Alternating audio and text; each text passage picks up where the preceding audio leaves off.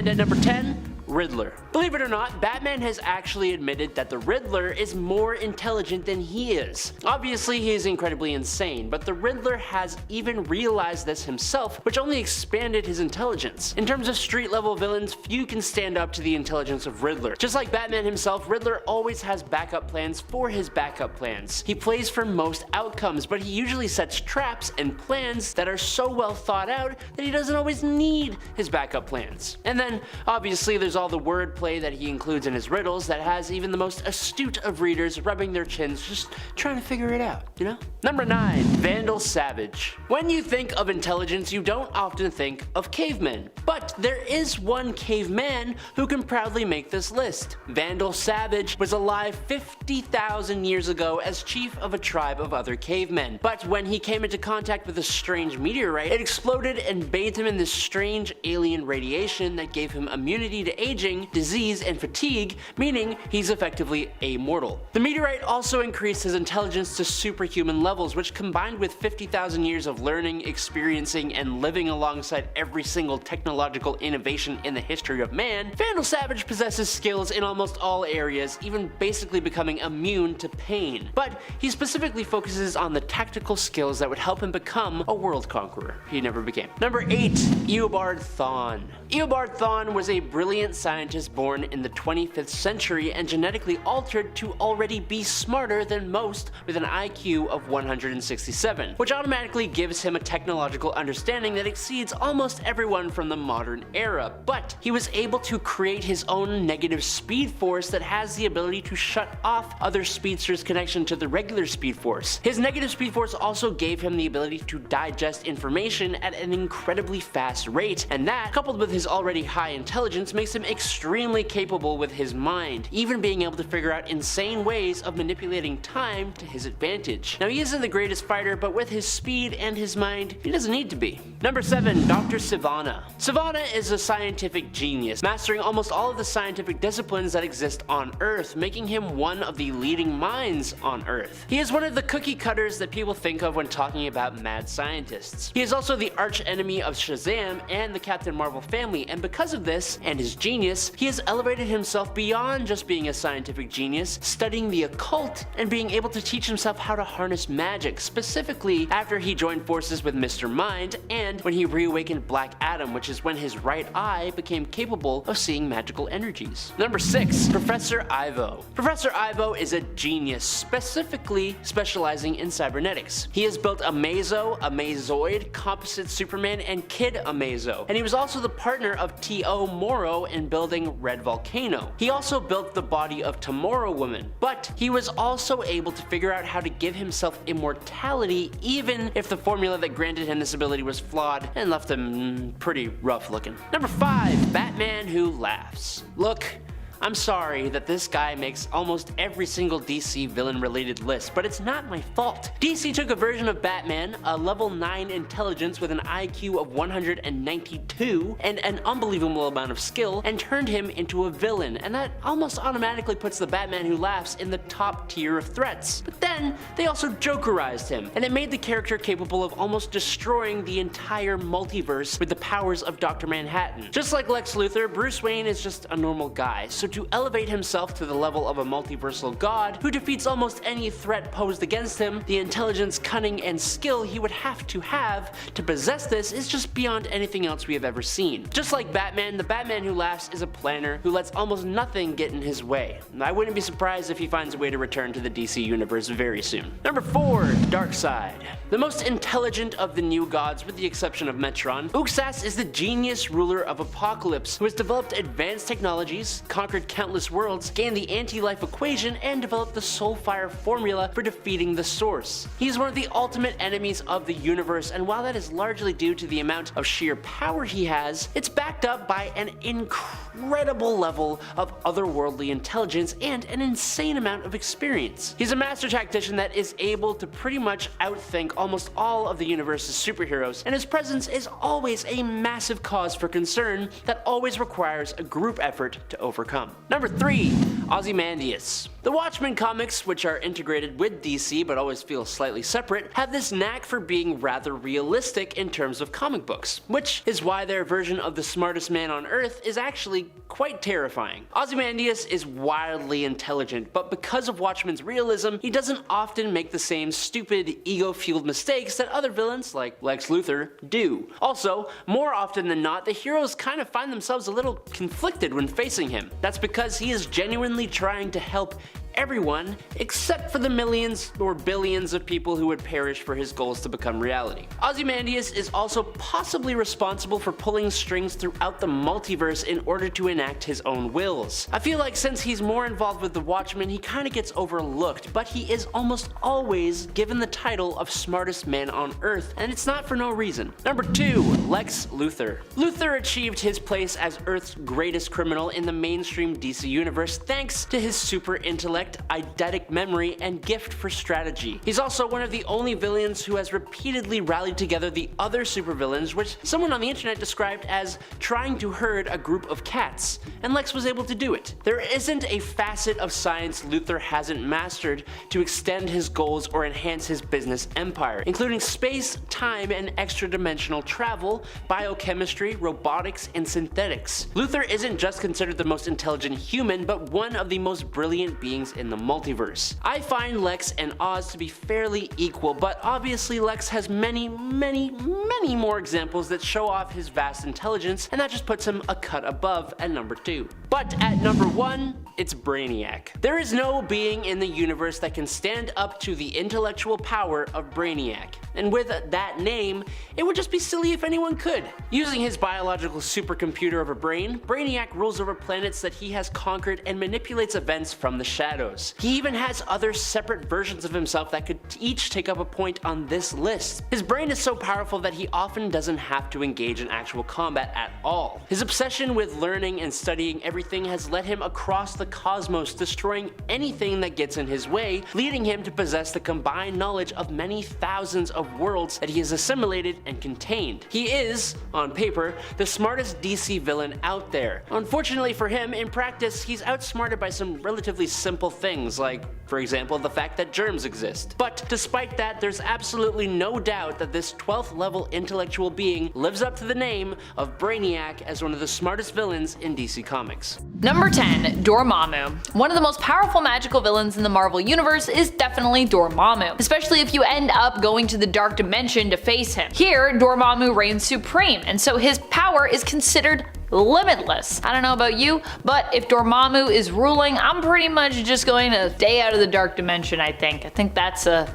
good idea if he's there. At one point, Doctor Strange even ended up as Dormammu's prisoner in the comics, trapped in the Dark Dimension alongside his defenders, and for a surprisingly lengthy period of time too. In fact, Strange almost gave up hope that he'd actually even get out at one point. Dormammu himself is composed of mystical energy. He's basically like a big ball of flaming magic. He's virtually immortal, while in his dimension can manipulate matter as he sees fit, can control the elements, and can change shape and size at will. And friends, before we move on to our next spot on this list, if you love what we do here at Top 10 Nerd, be sure to let us know that you love us by clicking that like button. Number 9. Dracula. When we think of scary villains in general, many of us probably normally think of scary monsters that we've seen in movies and read about in iconic literature, like Dracula. Well, Dracula, thanks to Dracula being considered public domain, he also exists in most comic book realities as well, including that of Marvel Comics. And guess what? Doctor Strange has also fought against him. In fact, if it weren't for Doctor Strange, Dracula may have never been defeated. Doctor Strange not only defeated Dracula, but at the same time also successfully defeated all vampires on Earth. It's true. How did he do this? By possessing the knowledge of and utilizing the Montesi formula. This isn't Strange's only tie to the world of vampires either. Doctor Strange also has a brother who became a vampire, and he has crossed paths with Kathon, who is believed to have been the one to create a few different kinds of supernatural beings, including, you guessed it, vampires. Number 8. Cirak. Doctor Strange actually wields the bands of Cirak, tying him directly to this villain. But you probably know Cirak better for his influence over Juggernaut, the X-Men villain who is the stepbrother of Professor Charles Xavier aka Professor X. Cain Marko, Charles' stepbrother, was the avatar of Cirak for a long time, having come into contact with Cirak's gem and gaining immense power, also being made to act as Cirak's agent on Earth. Cirak himself is a demon and has also been worshipped as a god. He is focused on and symbolizes heavily the concept of destruction, known as the Lord of Oblivion and the Destroyer. He was at his most powerful when he was on Earth, but eventually became banished from Earth and was forced to return to his home dimension known as the Crimson Cosmos. He actually made his first full appearance in Doctor Strange Sorcerer Supreme issue number 44. I wonder, actually, remember how we used to say that Cyclops' eyes are like a portal to a world filled with energy? That was a thing people used to say. I wonder if that was the same world that Cirak was from, just because like Crimson Cosmos makes me think of a world that's just pure like red energy. I don't know if that's what it's like in Cirak's dimension, but that's a headcanon that's in my mind now, so. Number 7. Three Mothers. Death of Doctor Strange is an overarching story and miniseries that really has it all. It has drama, mystery, romance, heartbreak, and of course, lots of horrifying moments to just round it all out. The story delivers on what the title promises, the death of Doctor Strange. After his death, it is revealed Strange had some failsafes in place to help him actually solve his own murder. A past version of Strange appears and ends up hot on the trail of solving his own murder with the help of magical allies such as Wong and Clea. We're also introduced to the Three Mothers, villains who live to feed another possibly even more terrifying entity who's actually their own master, known as the Peregrine Child.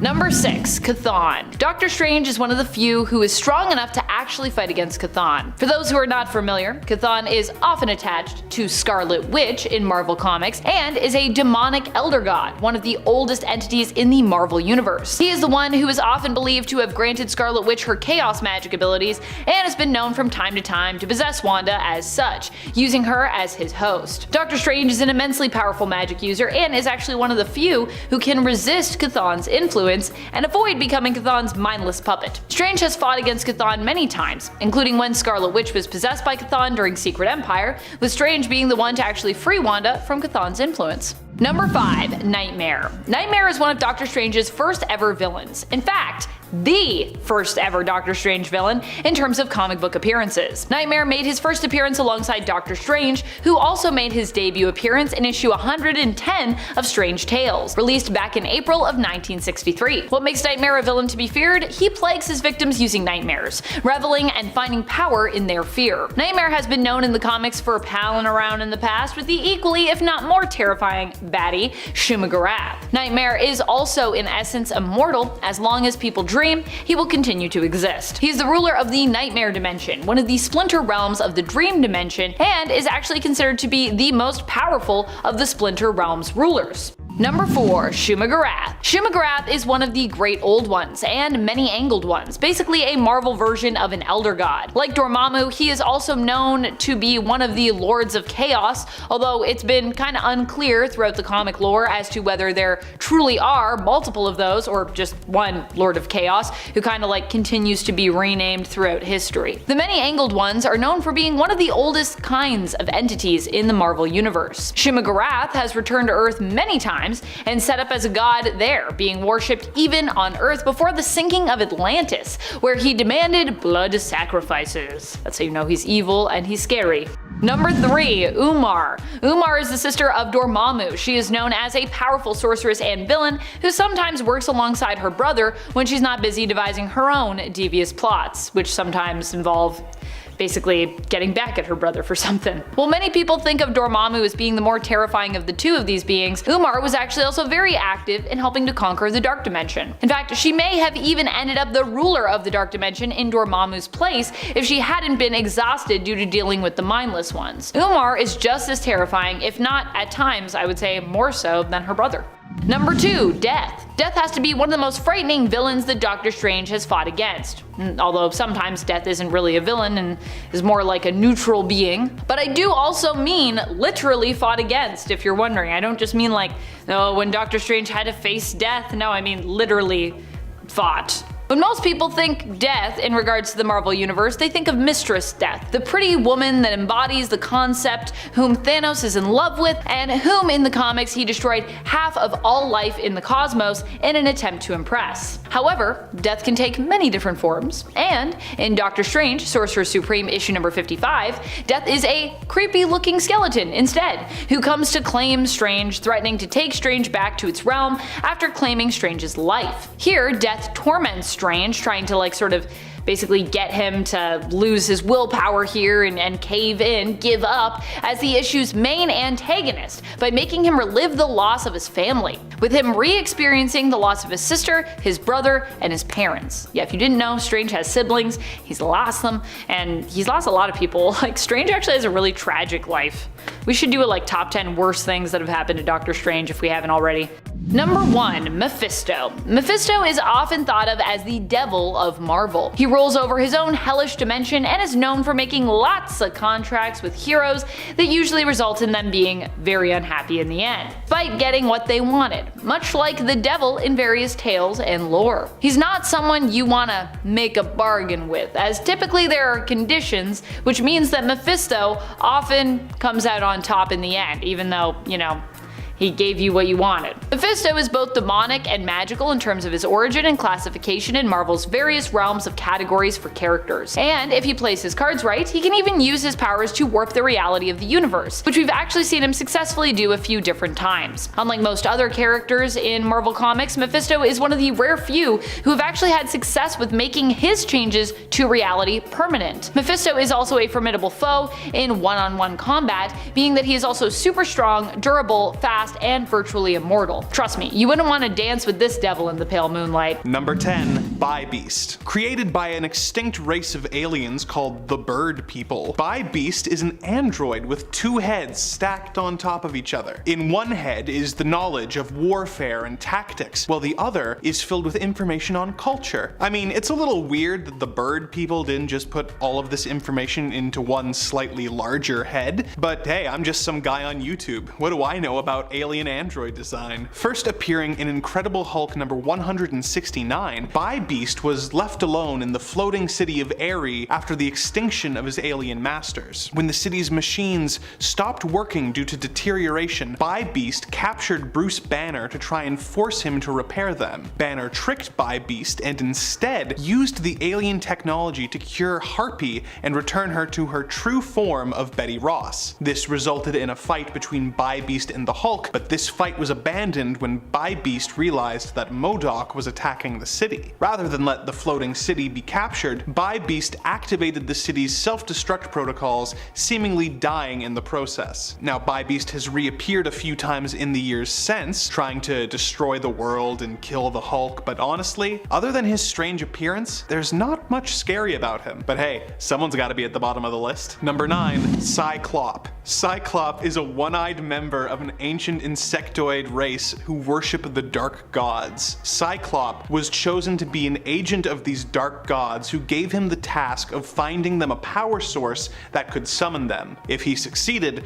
the gods promised to reawaken his race so that they could conquer Earth for themselves. He chose the Hulk as his power source and captured him in Avengers number 88, hoping to shrink him down to a more manageable size. When the Avengers interrupted this process to fight the villain, the Hulk was left alone and no one was able to turn off the machine, and the Jade Giant was accidentally shrunk so small that he vanished from sight. Cyclops found the Hulk in the microverse and the two battled, but Hulk came out victorious. Yet another villain who is more scary looking than anything else. I do like the idea of a bug cultist trying to bring back dark gods in order to take over the world though. He has only had 11 appearances, so maybe he can earn a higher spot on the list at some point in the future. Number 8. Lord Armageddon, the warlord of an alien race called the Trojan. Armageddon led his armies to numerous victories against several worlds in his efforts to expand his empire. He was so consumed with this expansion that he didn't notice when his wife died giving birth to his twin sons. When one of his twins was murdered by Atalanta, the surviving son fell in love with her and decided to try and marry her, and kidnapped her, bringing her back to his homeworld. Lord Armageddon supported this, and when Hulk and the Silver Surfer came to try and rescue Atalanta, Armageddon managed to incapacitate both the heroes. When his son Trauma fell on a broken piece of armor and died, he asked his father to give the heroes and his beloved safe passage home. Armageddon later tried to bring his son back to life, but the machine he was using was destroyed by Hulk. Although this earned the Hulk Armageddon's respect, it also caused him to vow revenge on the Hulk. I think anyone who is so obsessed with interstellar domination and who can fight the Hulk and the Silver Surfer is pretty scary, but mostly just because of how much raw power they are dealing with. So if this were a video ranking the powers of the villains, perhaps he would be higher on this list. Number 7.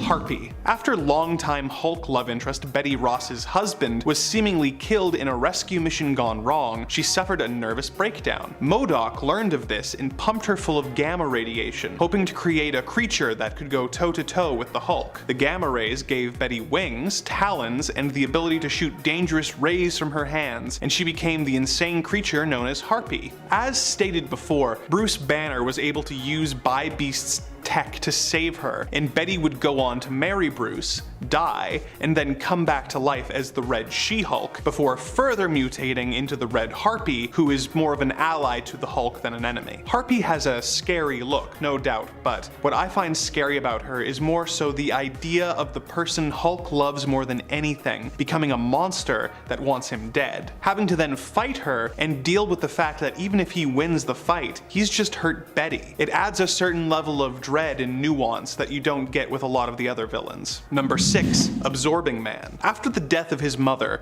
Carl Creel's father became abusive towards him, eventually kicking him out to live on the street when he eventually tried to fight back. In order to survive, Creel engaged in petty theft to support himself while building his career as a boxer. Creel eventually became an enforcer for the Owl before getting arrested. While serving his sentence, he was chosen by Loki to be a pawn in one of his schemes against Thor. Loki spiked the inmate's water with Asgardian herbs that granted him the power to absorb the properties of any element he touched. He used his powers to absorb the powers and properties of Mjolnir, Thor's magical hammer, and was able to successfully take on the God of Thunder, although he was eventually defeated in a rematch. Absorbing Man went on to battle many heroes, including the Hulk, who he was hired to kill by an evil organization called They Who Wield Power. Although this didn't work, he did tangle with the Hulk a few other times, such as when they fought on Easter Island, and Absorbing Man absorbed the island in hopes of taking over the world. I didn't include Absorbing Man in the first video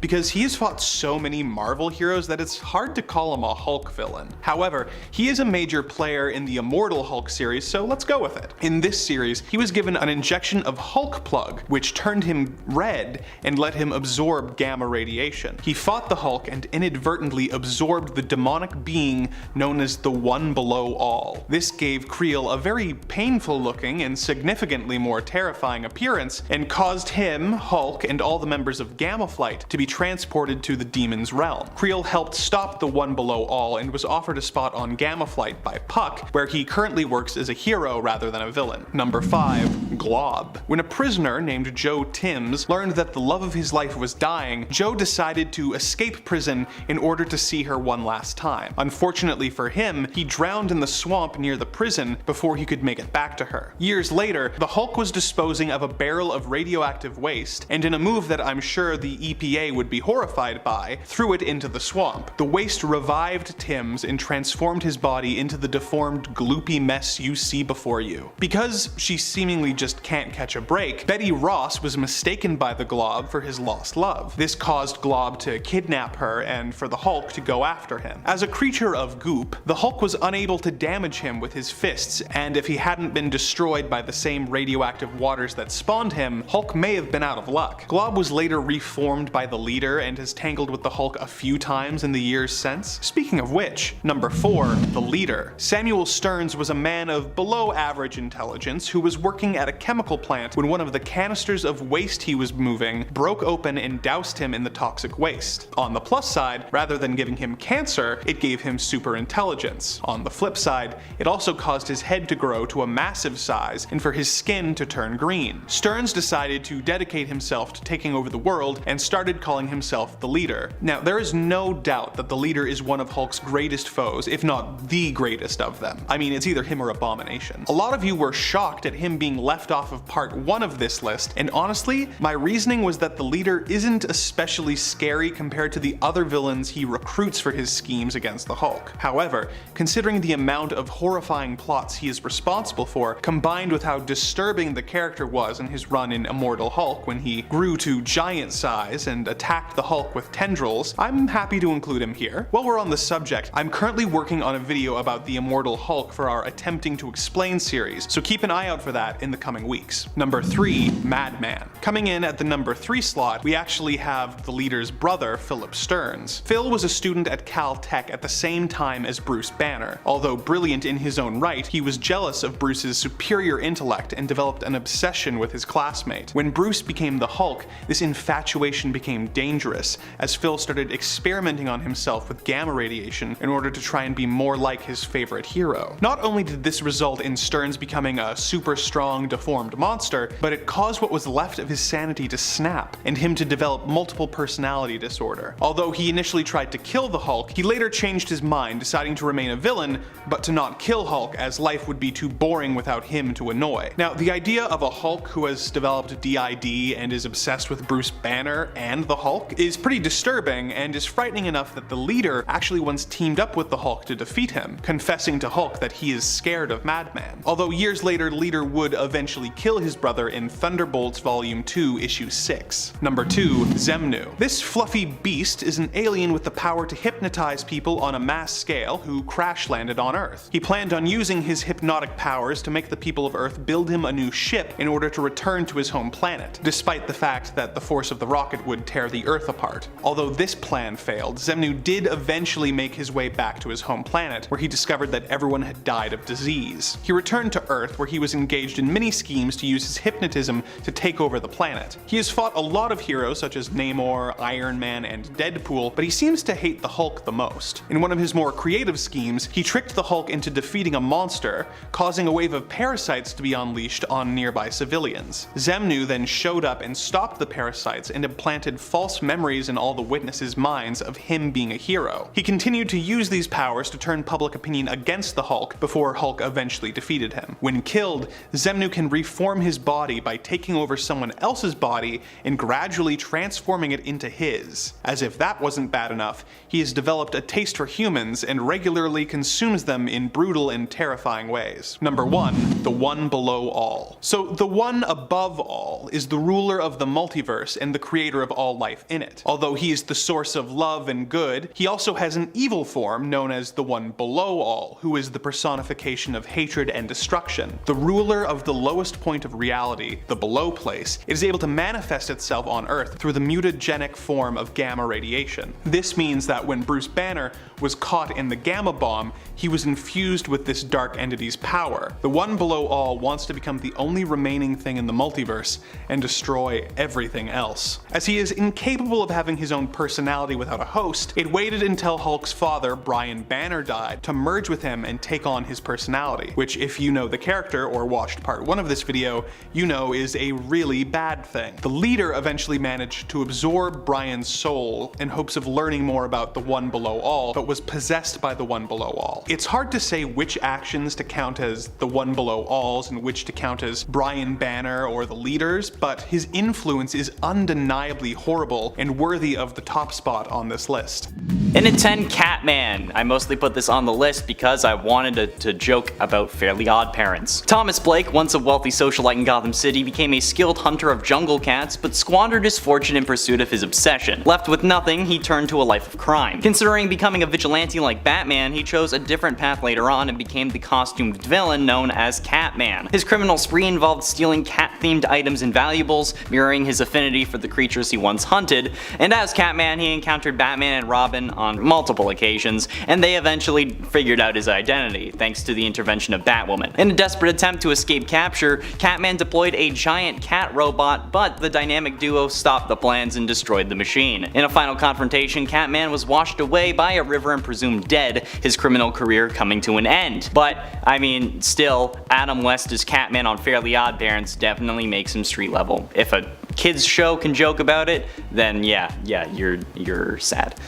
In at 9, Prometheus. Prometheus, born to criminal parents, witnessed their violent demise at the hands of the police, which left them traumatized and turned their hair white from shock. Fueled by a desire for revenge against justice, he took an oath to eradicate all those who stood in his way. Concealing his true name, he became a formidable foe with a plan to wreak havoc on the world. After unleashing devastating devices across numerous cities, causing immense destruction and loss of lives, including Roy Harper's daughter Leanne, Prometheus offered a deal to the Justice League of America. He promised to reveal the device's locations and deactivate them in exchange for his freedom. Reluctantly, the JLA agreed to save innocent lives. However, upon return to his hideout, Prometheus encountered Green Arrow, who sought vengeance for Leanne's death. In a swift confrontation, Green Arrow shot an arrow through Prometheus' head, putting an end to the man's reign of terror. But hey, then it started the whole Trial of Green Arrow storyline, which a lot of people hate. So yeah, that's why he's up higher on the list, because of him.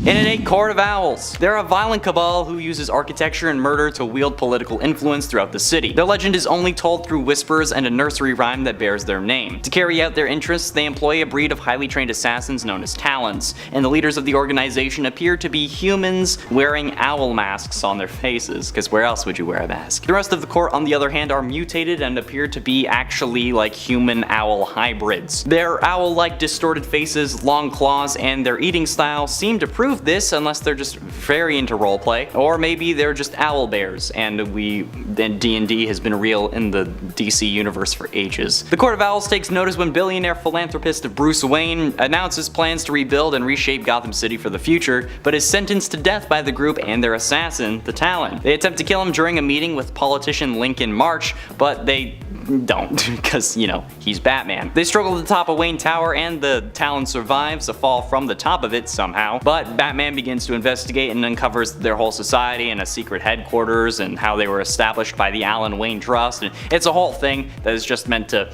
make Batman connected to the corruption in the city.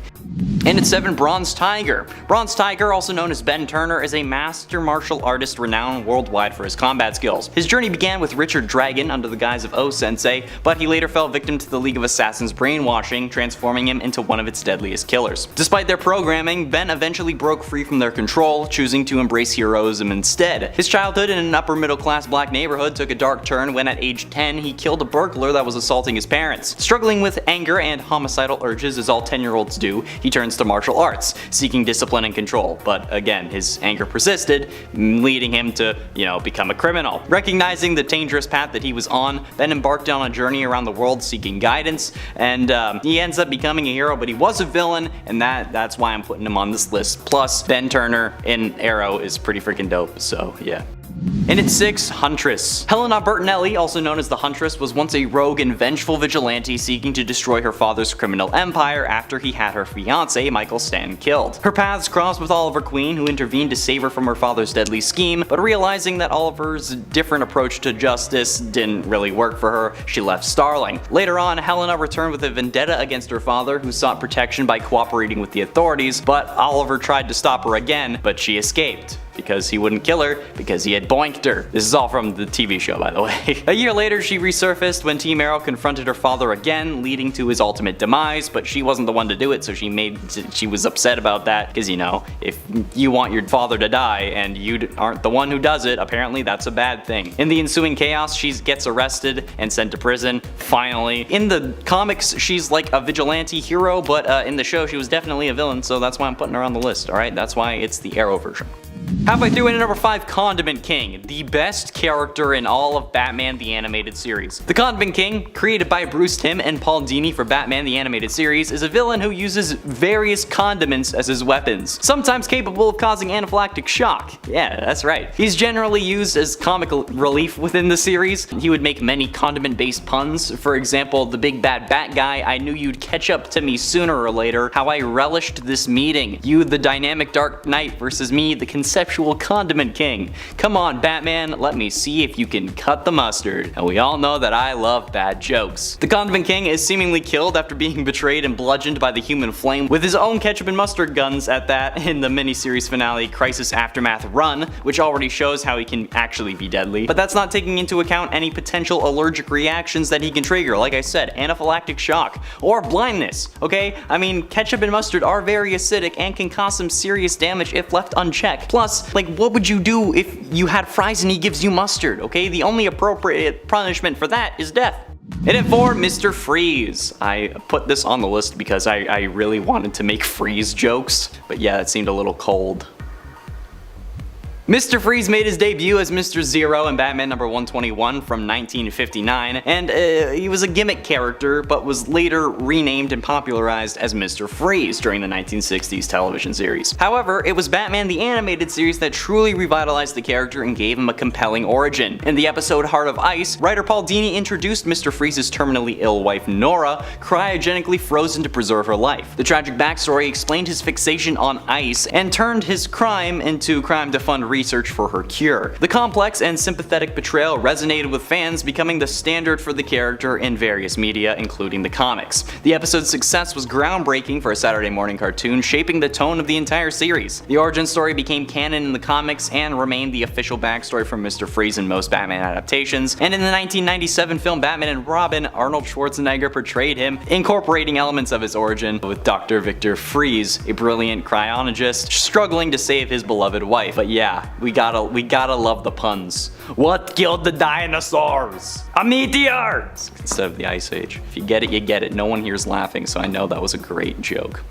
And at 3, Batman. While yes, Batman is a hero, and has been a hero in most iterations I should say, there are versions where the Bats is a bad guy and those are absolutely terrifying, okay? Satan Batman from Batman in Bethlehem, Vampire Batman from Red Rain, Batman the Merciless from Earth -12, Red Death, and the most iconic, the Batman Who Laughs. When he was a boy, Bruce Wayne watched his parents get killed in an alleyway, and then everything went sideways for this version of Batman when the Joker started a killing spree across Gotham. The clown had discovered that he was dying from the same chemicals that had turned him into what he was and wanted to take everyone with him. He killed all of Batman's enemies, including Penguin, Catwoman, Killer Croc, and the Ventriloquist. He also killed Commissioner Gordon, who accidentally sprung an acid trap in his notebook that melted his face off. And then after bombing a hospital and recreating the scene of Bruce's parents' death in front of him multiple times, Batman lost control and snapped his neck. Unbeknownst to Batman though, the Joker exhaled a toxin that was contained within his heart, which infected anyone close to him if he had died, which in this case was Batman, causing him to snap and basically become the new Joker. We all know the story of the Batman Who Laughs, but yeah, that's enough to put him on this damn list. Okay, it's Batman but bad. That's terrifying. But ultimately, in number 2, Joker. The Joker has undergone many revisions since his 1940 debut. The most common interpretation of the character is that of a man who, while disguised as the criminal Red Hood, is pursued by Batman and falls into a vat of chemicals that bleaches his skin, colors his hair green, and then his lips red and drives him insane. I don't know how one vat of chemicals can bleach your skin, turn your hair green, and then your lips red, especially because your lips are your skin, but oh well. I guess that's just because he's crazy? The reasons why the Joker was disguised as the Red Hood and his identity before his transformation have changed over time. However, the lack of solid, consistent origins is the only part of what makes the character so mysterious. During the Darkseid War storyline, Batman uses Metron's Mobius chair to find out the Joker's real name, and the chair answers with quite the revelation. In the DC Universe Rebirth one-shot, Batman informs Hal Jordan that the chair told him that they were 3 individual Jokers and not just one. The revelation is the basis for Batman the miniseries 3 Jokers, where it's revealed that there were 3 Jokers that were working in tandem, including the Criminal, which was a methodical mastermind based on the Golden Age Joker, the Clown, which was a goofy prankster based on the Silver Age Joker, and the Comedian, a psychopathic killer based on the modern one. So yeah, when there's 3 of you, you're kind of gonna be at the top of the list, okay? And that's also partially why people love him so much. And finally, in at number 1, Deathstroke. I know that you're all gonna be mad at me putting Deathstroke over the Joker, but hear me out, okay? Being introduced in the new Teen Titans number 2 from 1980 as Deathstroke the Terminator, Deathstroke is often seen as the arch enemy of the Teen Titans. However, the character has also served as a villain for Batman, Green Arrow, and the Justice League, and is the main antagonist of Arrow Season 2. The show seems to have a more powerful version when talking about brute strength, since he has actually the Mirakuru within his system, which is a super soldier serum that was ironically found on the island that Oliver was stranded on and saved Slade's life. But after the Mirakuru is in his bloodstream, he develops serious anger issues, like even worse than me, and that's tied to his strength, and then he comes back into Starling City to get revenge on Oliver by killing everyone he loves and blah blah blah. But especially in the comics, Deathstroke is a terrifying character, like when he became a speedster in the Lazarus contract from 2017, in which Wally is captured by Slade and finds himself bound to a machine, forced to reveal his secrets as he runs. Unbeknownst to Wally though, Slade manipulated him using a verbal technique to extract confidential information, and then he offers him a solution: assist him in altering the past to save his son, and in return he will abandon his life as Deathstroke.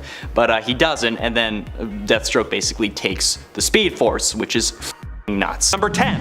Cersei. Cersei was a woman in ancient Greece whose beauty was apparently unparalleled. She married a wealthy prince, but he was a brutish, cruel drunk who she viewed as an animal, so she killed him before eventually coming into contact with the goddess of witchcraft, Hecate, who granted her 1/5 of her soul, which made her a master of magic capable of imposing her will and power on others. After Cersei sold her soul, she became obsessed with regaining it from the dimension of hell where it had been sent. She is willing to do anything and sacrifice anyone to try and regain what she has lost. She is known for turning men into animals that serve as her minions, and has magic powers which allow her to open portals and teleport or give life to inanimate objects. She has geokinesis, the ability to possess people, as well as the ability to freeze time to pull herself and others out of a moment. She is a constant thorn in Wonder Woman's side and a constant source of chaos in the DC universe. Number 9. Black Adam. Teth Adam was a member of the Kandaki tribe in ancient Egypt, whose people were forced into servitude by a cruel pharaoh of the time. Most of his family was killed, but Teth Adam was able to escape with his nephew Amun when the wizard Shazam brought them to the Rock of Eternity to make Amun his chosen champion.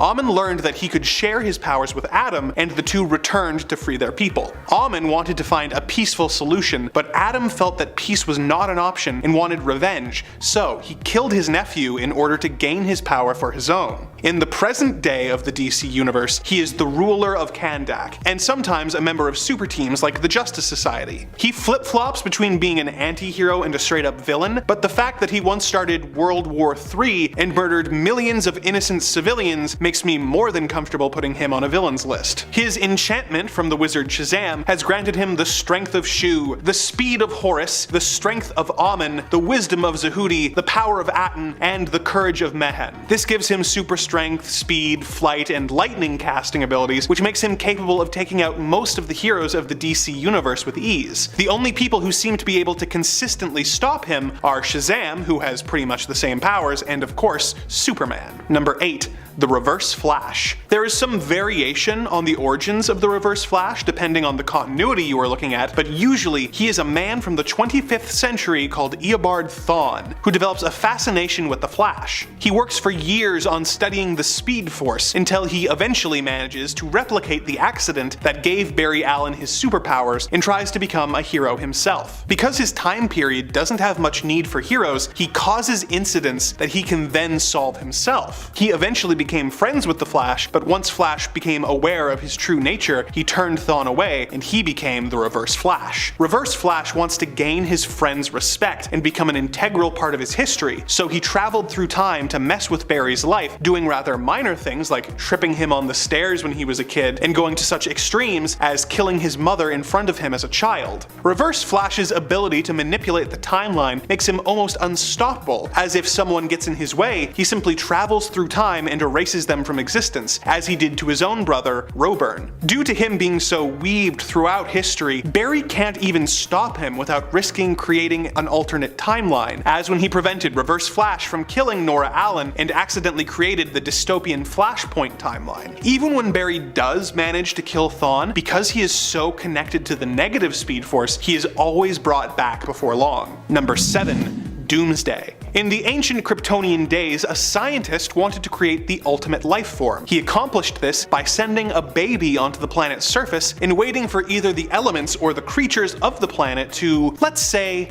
help the baby buy the farm. He would then take whatever remains were left and clone the baby to create a stronger clone, effectively forcing evolution to create the most brutal and effective creature possible. After decades of this process, Doomsday was born. Doomsday is nearly impossible to defeat, being essentially invulnerable and super strong. If you do manage to hurt him, he has a powerful healing factor that will almost immediately undo the damage. If you manage to kill him, he not only comes back to life, but will be evolved to resist damage from whatever hurt him before. He is an unstoppable force that only gets better at fighting you each time. When he first came to Earth, he was able to tear through the entire Justice League, with them barely slowing him down, and the only person on Earth capable of standing up to him was Superman. Superman was eventually able to kill Doomsday, but it took him having to not hold back at all, and even then, the effort killed him in the process as well. Number 6. Parallax. Parallax is a parasitic demon entity that is the embodiment of fear. He spent years traveling the galaxy, causing civilizations to destroy themselves out of paranoia until the Guardians of the Universe trapped Parallax in the Green Lantern's central power battery on the planet Oa for billions of years. This yellow fear demon living in the battery is the reason that for years Green Lanterns were unable to affect anything that was the color yellow. Parallax influenced the mind of Hal Jordan, making him more and more anxious and self-doubting until he was driven mad by the destruction of his home, Coast City. In an effort to try and restore his home, Hal went on a rampage, killing the entire Green Lantern Corps and destroying the central power battery, allowing Parallax to graft onto Hal's soul, causing him to start going by the name Parallax and acting as a villain until he was eventually killed. The Spectre then freed Hal's spirit from the demon. Despite the fact that he can be trapped, Parallax is the embodiment of an emotional concept,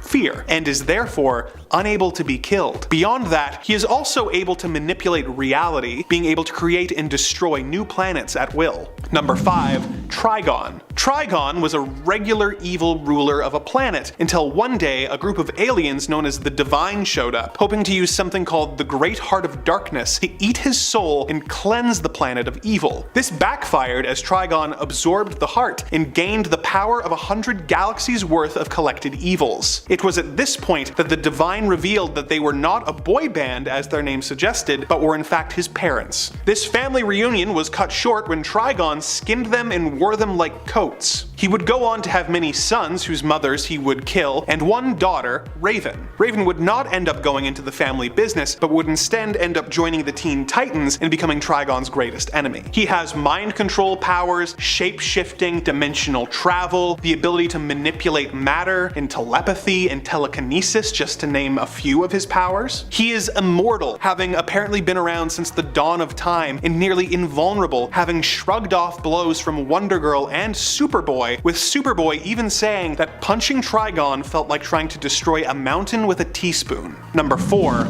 Darkseid. After the old gods died in a battle against evil, the planets New Genesis and Apocalypse were born. The latter fell under the control of an evil and tyrannical new god called Darkseid. New Genesis housed the source of all life, the life equation, and Darkseid became obsessed with finding its opposite force, the anti-life equation. He discovered that the anti-life equation was on the planet Earth and began a campaign to conquer the planet, bringing him into constant conflict with the members of the Justice League, particularly Superman.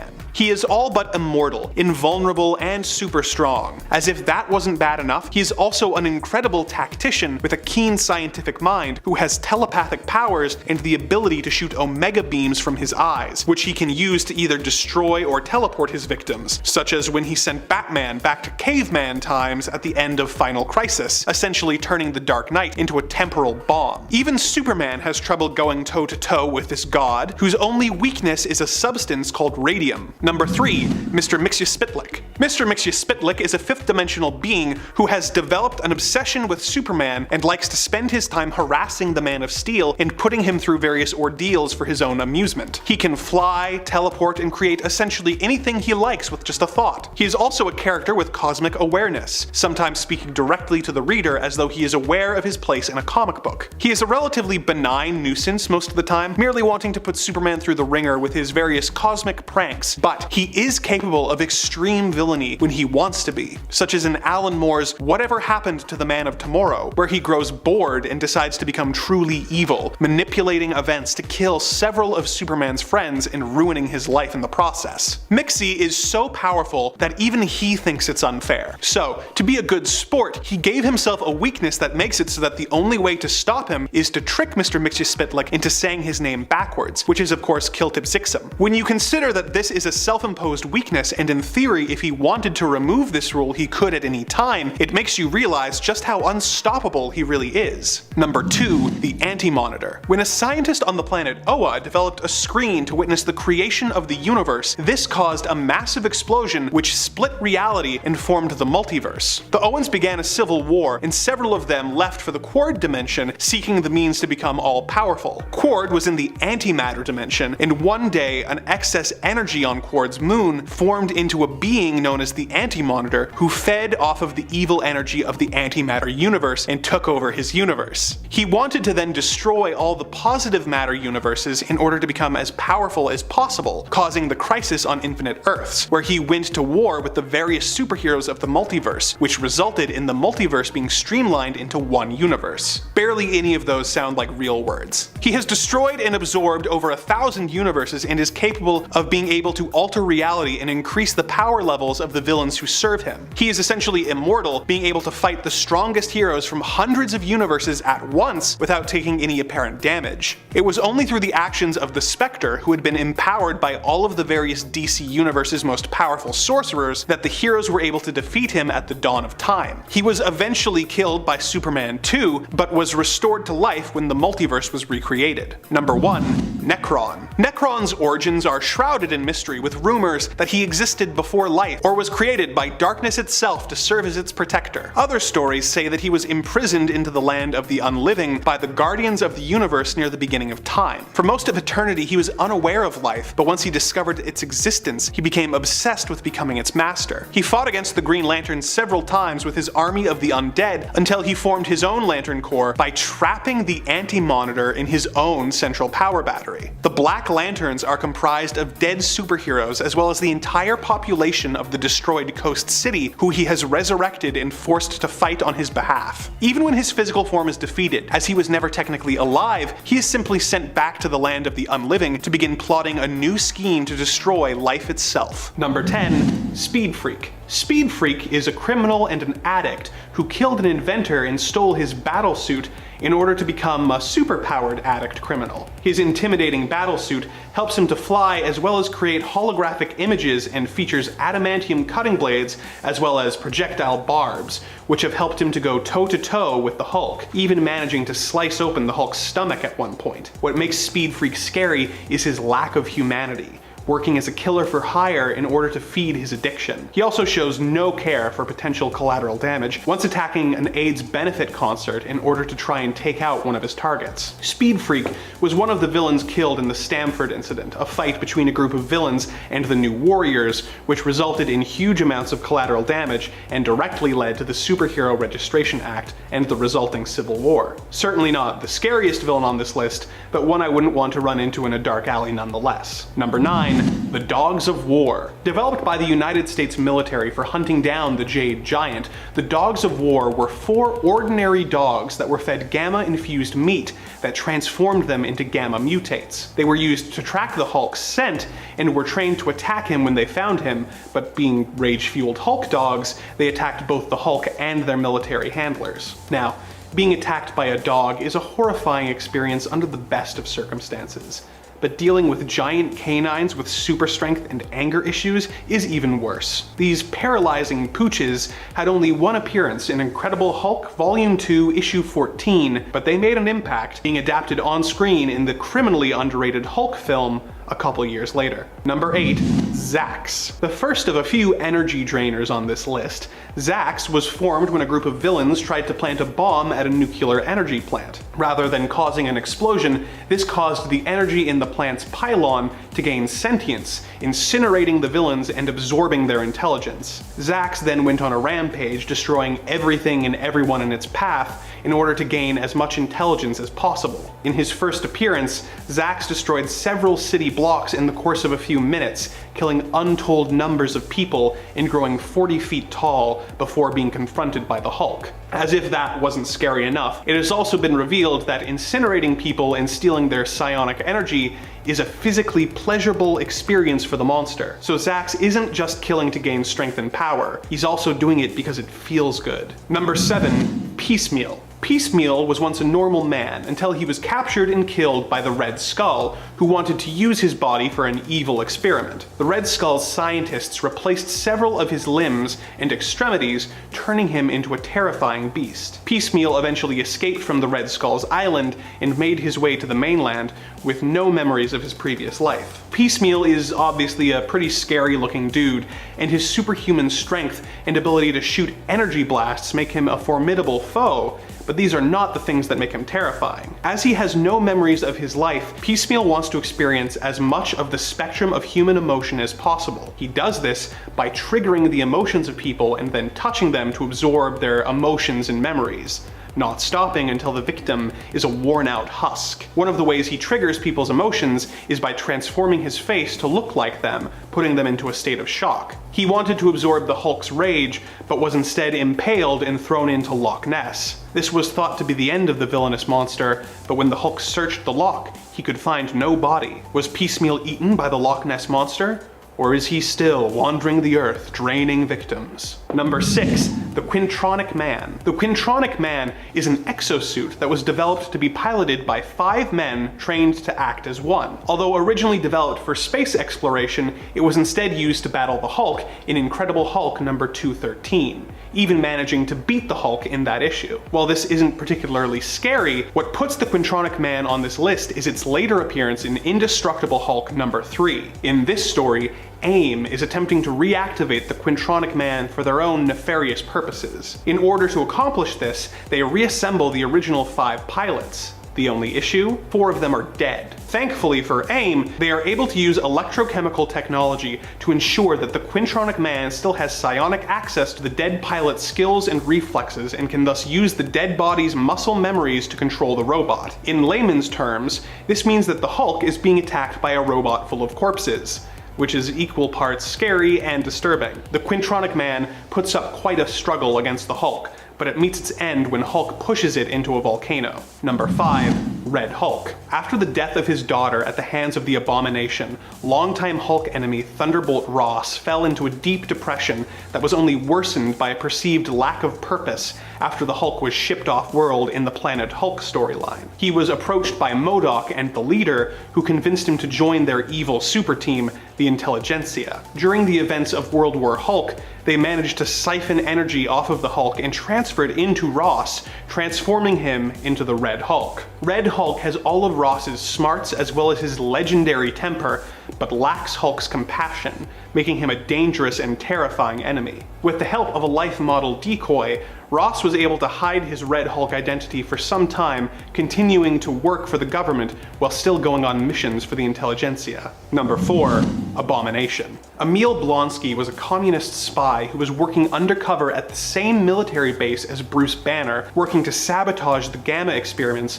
so that US forces would not become more advanced than the communists. When a distraught Bruce Banner tried to take his own life with a Gamma machine in his lab, Blonsky was there spying on the professor. When Bruce's self-harm attempt was interrupted and he was taken away, Blonsky was hit by the Gamma radiation instead. Like Banner, Blonsky had a strange genetic variation that caused the gamma rays to transform him into the Abomination. Abomination is able to retain his human intelligence and is actually stronger than the Hulk unless the Hulk reaches a state of total enragement. Unlike Banner, Abomination is thrilled with his new form and regularly goes on rampages, killing entire towns. He considers Hulk his equal, as both are disfigured and alone, but when he learned that Bruce had married his longtime sweetheart Betty Ross, he was enraged at the idea that the Hulk was happier than him. In a move of sociopathic pettiness, when Betty was hospitalized, Blonsky injected his blood into her dialysis machine, killing her with gamma poisoning. Number 3, Half-Life. In an origin not dissimilar to the Hulk's, Tony Masterson was an ordinary college professor until he was exposed to a gamma bomb. This turned Masterson into essentially a living corpse who only comes alive at night. He uses his vampiric powers to drain his victim's life force with his touch. When he touches a gamma-powered character, such as the Hulk, he drains their powers rather than their life force. In his first appearance in Incredible Hulk number 334, he tried to drain the Hulk's powers, hoping that they would give him enough life force to be able to stay alive during the day, but Hulk managed to defeat him, ripping his arms off. To the Hulk's shock, Half-Life was still able to use his arms despite them not being attached. He was later given a titanium battle suit by the leader and very nearly destroyed the Jade Giant, but because he overused his powers in doing so, he ended up in a mummified coma. Number 2, the Wendigo. The Wendigo is a figure from indigenous folklore that was first adapted to Marvel Comics in Incredible Hulk number 162. The curse of the Wendigo is something that happens when a person engages in cannibalism in the Canadian wilderness. The curse causes the person to transform into a vicious creature who has an insatiable hunger for human flesh. In its first comics appearance, the Wendigo is a man named Paul Cartier who goes on a hunting trip with his friends Georges Baptiste and Henri Clouzot. When they are attacked by wolves, the trio are forced to hide in a cave where Henri dies. After 4 days trapped in the cave with no supplies, Georges wakes up and finds Paul eating his friend's remains, inadvertently giving himself the Wendigo curse. Over the years, Wendigo and Hulk clashed several times before Paul's friend Georges managed to transfer the curse to himself, freeing his friend and becoming the second Wendigo. This Wendigo was eventually defeated by Alpha Flight with the help of Wolverine and Nightcrawler. In the years since, several different Wendigos have cropped up in Marvel's Canadian wilderness, each more dangerous than the last. Number 1, Brian Banner. Bruce Banner's father, Brian, is scary because he is all too real. After being abused by his own father, Brian vowed to never have children. Although an accomplished scientist, Brian struggled with alcoholism and anger issues, and when his wife became pregnant and gave birth to Bruce, he became abusive to both of them. This culminated one Christmas when his wife tried to take Bruce and leave, and Brian killed her. Brian was put in a mental institute as a result until he was released 15 years later. During a confrontation between Bruce and Brian at his mother's grave, the two got into a fight, and Bruce accidentally killed his father. Bruce repressed this memory and spent the next several years believing that his father had been killed in a robbery. As if that weren't bad enough, Bruce was haunted by the ghost of his abusive father until he confronted his father in hell during a period of death in Incredible Hulk 460. Brian is the source of most of Bruce's fears, which proved to be most unfortunate when he was resurrected in the Chaos War as a hybrid of the Devil Hulk and the Guilt Hulk, a dangerous and powerful being who fed off of his son's fear. When that failed and Brian died again, he gained the ability to possess gamma mutates using his influence to control several characters, including Jailbait, Sasquatch, the Absorbing Man, and even the Hulk himself. Even before gaining hellish powers, Brian Banner was the villain that both Bruce Banner and the Hulk were most afraid of. The fact that he now has the ability to control some of Hulk's allies and turn them against him makes him all the more frightening. Number 10. The Maker. The Maker is one of the creepiest villains out there, but at the same time, he also seems like one of the saddest as well, at least at the beginning of Ultimate Invasion. And honestly, there are undertones of that throughout, I would say, the Ultimate continuity for him. Who is the Maker? He's the version of Reed Richards who we normally know as Mr. Fantastic, who hails from the reality of Earth 1610, known as the Ultimate or Ultimates reality. What makes him so scary? Perhaps the realization that Reed potentially makes an even more formidable villain than he does a hero. He's like Reed without the moral code. I mean, he is Reed without the moral code. That's literally who he is. And friends, before I move on to our next spot on this list, if you love what we do here at Top 10 Nerd, be sure to show us you love us by clicking that subscribe. And make sure you have that bell on so you don't miss out on any of our good old nerdy notifications. Number 9. Reavers. Over the years, the Reavers have become scarier and scarier as a group of villains. Initially, the Reavers were members of the Hellfire Club, in a way belonging to the Hellfire Club's elite team of bodyguards, their own personal militia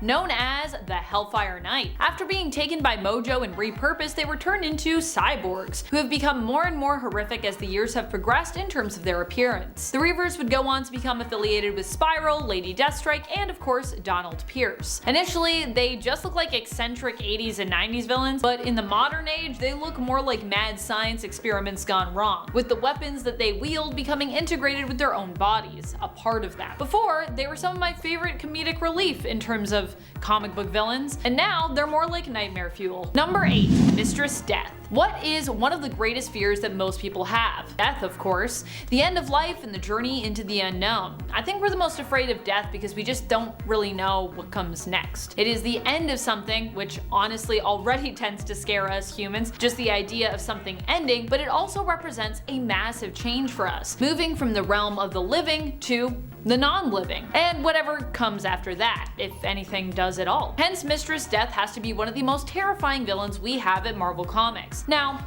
granted, Mistress Death isn't really a straight up villain. She's less of a villain and more of like a concept. Everything must die, and we've also seen what the world would be like without her doing her job. See Marvel's Cancerverse. Yeah, not so pretty. But at the same time, the idea of death still scares us, and although she isn't really taking life maliciously, it's easy to see her as a villain when she preys on the fears of so many in the Marvel multiverse, and the fears of us as readers in the real world too. Number 7. Malice. When it comes to Malice, I think the reason why she scares me so much is my fear of possession. I just think of Malice taking over people's bodies, making heroes perform as they normally would not, and I'm honestly terrified of that. Malice has been a few different people in the comics, and I'm not sure if we've ever really clarified if they were the same entity or not as some of the other Malices that we've had. There is Malice as in Alice McAllister, who can exist as a purely psionic being and has done so in the past, possessing various X-Men members such as Lorna Dane, Psylocke, and even Storm for a time. And there is Malice as in the darker persona of Susan Storm, the Invisible Woman, which takes control of the Invisible Woman and who apparently was made manifest during the Psycho Man's attack on New York. Pretty sure these are two separate entities, but I think it's also really interesting that they both kind of like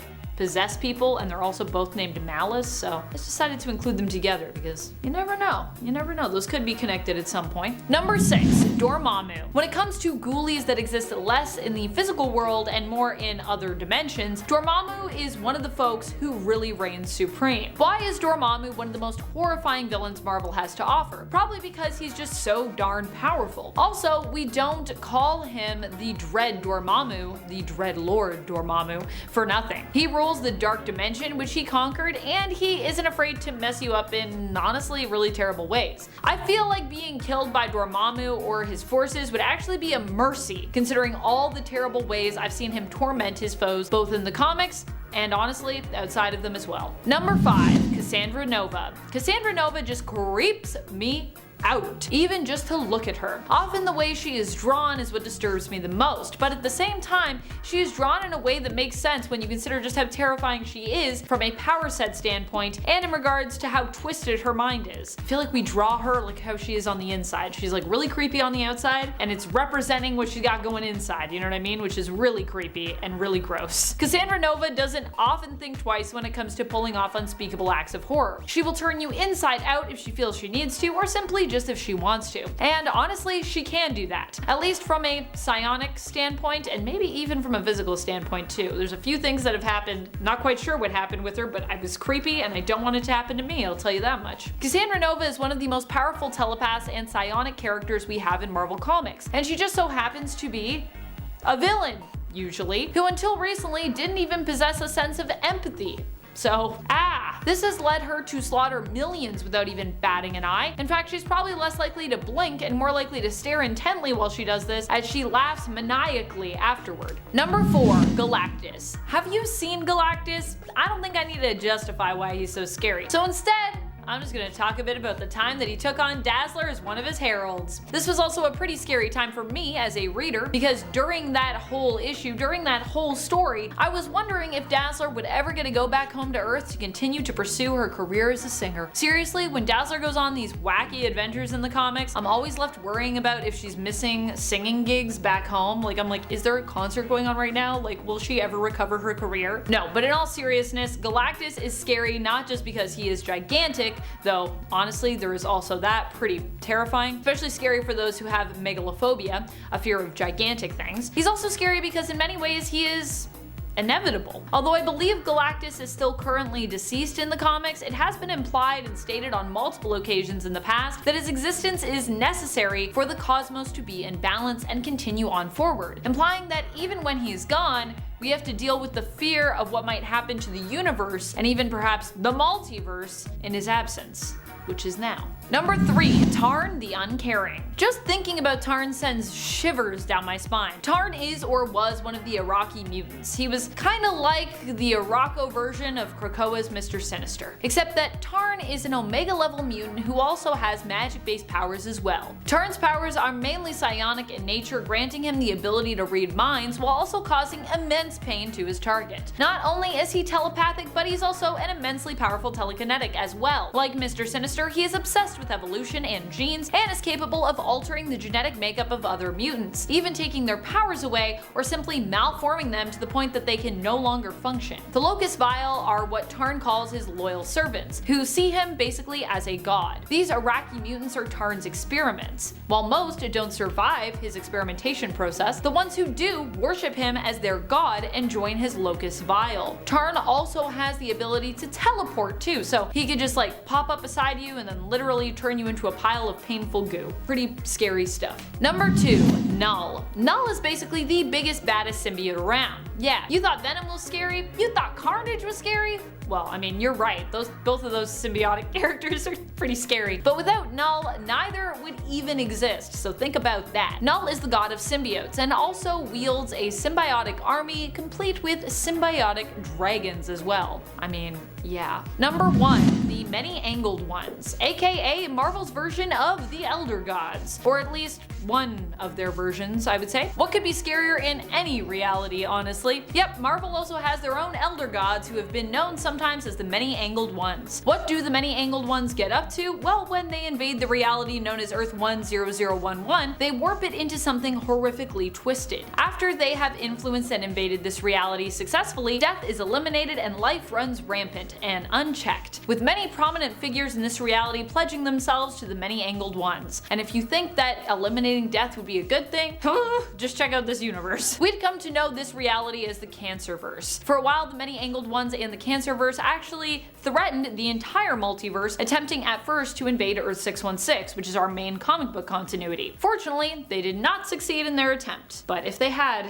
that should be like a what if issue. What if they did that? Does that exist? If it exists, let me know what issue it is so I can look it up and read it. Number 10. Brainiac. The collector of worlds, kinda like those weirdos who collect snow globes. Brainiac is considered one of Superman's stronger and actually not boring foes. Brainiac's level of intellect supersedes humans by several centuries of advanced knowledge. He's so smart that his intelligence actually creates his other powers, if that even makes sense. For example, he can interconnect his consciousness with other computer systems, possess other beings, and even transfer knowledge and information to himself from others. The original Brainiac's purpose was to capture cities and assimilate knowledge in order to gain power. Part of his operating procedure is collecting civilizations for study and preserving his knowledge of alien species so that he remains the most supreme being in the universe, and then destroying planets and galaxies in his wake to prevent the knowledge from spreading. Thanks to Brainiac's mechanical body, he is immune to aging, with his exact age never being specified, but he was alive long before Krypton's destruction, making him several thousand years old at the least, and he has the ability to recover himself as long as a single line of his DNA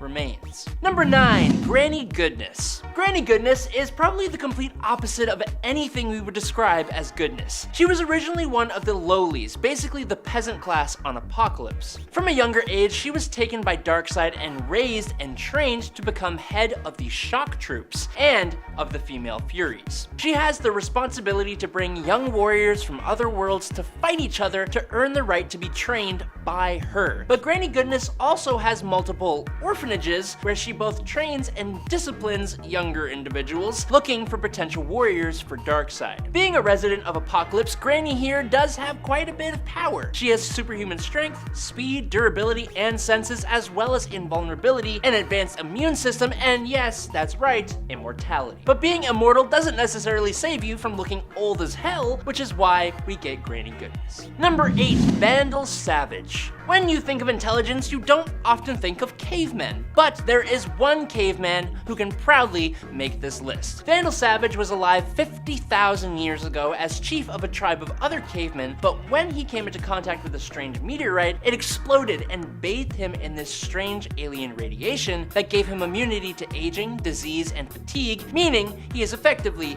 immortal. The meteorite also increased his intelligence to superhuman levels, which combined with 50,000 years of learning, experiencing, and living alongside every single technological innovation in the history of man ever, Vandal Savage possesses skills in almost all areas of the human experience, even basically becoming immune to pain. Specifically though, he focuses on the tactical skills that would help him become a world conqueror. Because he's a villain, that's what happens. Number 7, Ra's al Ghul. Ra's al Ghul was born around 700 years ago, and thanks to the Lazarus Pits, he has been able to keep his body in working order. So he isn't actually immortal, but he has gained a sort of pseudo-immortality from the Lazarus Pits. After he came into contact with the Pits, he eventually became a master martial artist and a master fencer. He gained a massive amount of wealth and started creating organizations to rid the world of crime, first being called the Demon, which the later League of Assassins is a branch of. Ra's is an eco-terrorist, and his purpose with the League of Assassins is to eliminate all evil in the world by destroying all of humanity and just starting all over again. Obviously, that mentality means he routinely has run-ins with the superhero community, especially Batman, whom he helped train. Ra's has had many plans over the years that tried to destroy the world, and he has also beaten the entire JLA when he discovered Batman's notes on them. With his years of experience and his vast amount of accumulated resources, this older fellow is a massive threat to both the heroes and the entire world.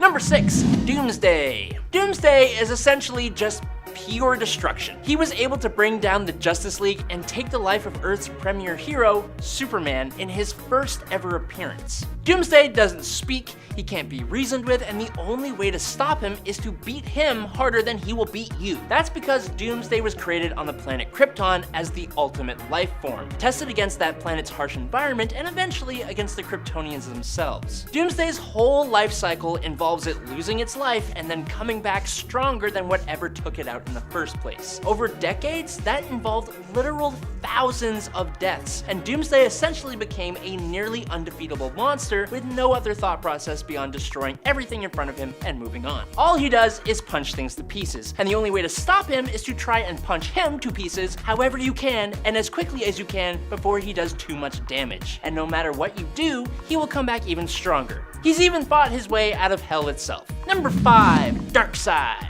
In the New 52, Uxas, who would become Darkseid, whispers doubt into the ears of the gods, sending them into war with each other, which is when he takes them all out and steals their power, making himself the first of the new gods. He has immeasurable strength. He's immortal, obviously, nearly invulnerable for surviving an explosion that could destroy existence itself. He wields the cosmic Omega effect using Omega beams to seriously hurt people like Superman and even the Spectre. He can remove people from existence, and using the Omega sanction can trap people in an endless loop of increasingly horrible lives. Telepathically strong enough to control the population of a planet, he can use telekinesis, teleport, control the time stream, and manipulate matter. He's super smart, has advanced technology, and rules Apocalypse and his army of parademons, but almost everything he does is through avatars that he creates because he is the embodiment of evil. He can do anything he wants to and can never truly be defeated except for in his true form, which is nearly undefeatable. Number 4, Mr. Mind. I think anyone who hasn't heard of this villain before would be kind of forgiven. When you think of the most fearsome villains, specifically the villains of Captain Marvel, otherwise known as Shazam, you may not first think about the 7-inch long sentient worm from Venus known as Mr. Mind. This diabolically evil, mind-controlling worm, after the events of Infinite Crisis, would cocoon himself and then emerge as a massive monstrosity capable of manipulating reality, consuming universes, and traveling through time and space. He was described as, quote, eating years and events from the universe's history, altering the Earth with every flap of his massive wings. It took a combined effort from Booster Gold, Supernova, and Skeets to defeat Mr. Mind by trapping him inside Skeets' shell, which was fortified by the Suspendium. Then Booster Gold threw Skeets through time with the help of Supernova to the day that Mr. Miracle was first discovered on Earth by Dr. Sivana,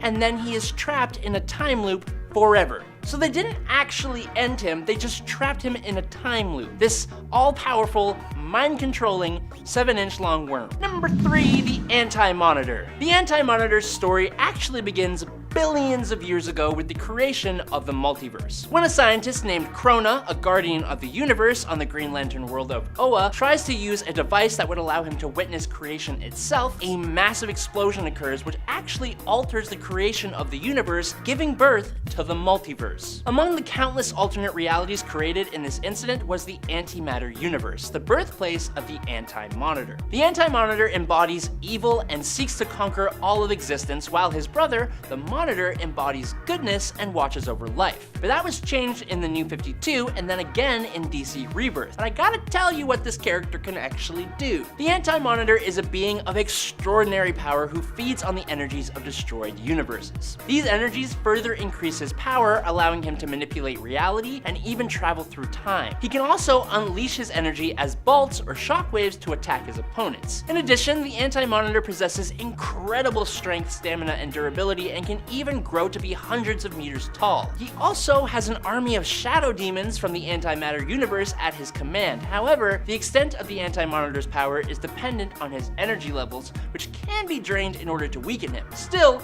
only another cosmic being like the Monitor or the Spectre is capable of opposing the AntiMonitor at full power, and even they needed help from some of DC's top heroes to put him down for good. Number 2, Mr. Zed. Now, I'd be lying if I said the concept for Mr. Zed wasn't at least somewhat cool. His whole shtick is being immortal and traveling through time to trap famous people throughout history in the crystal that sits on top of his walking cane. Superman, being one of the most popular and important heroes, obviously meant there was going to be at least an attempt to get him inside that crystal. Unfortunately for Mr. Z, Superman's Kryptonian heritage just means that he's invulnerable to the crystal.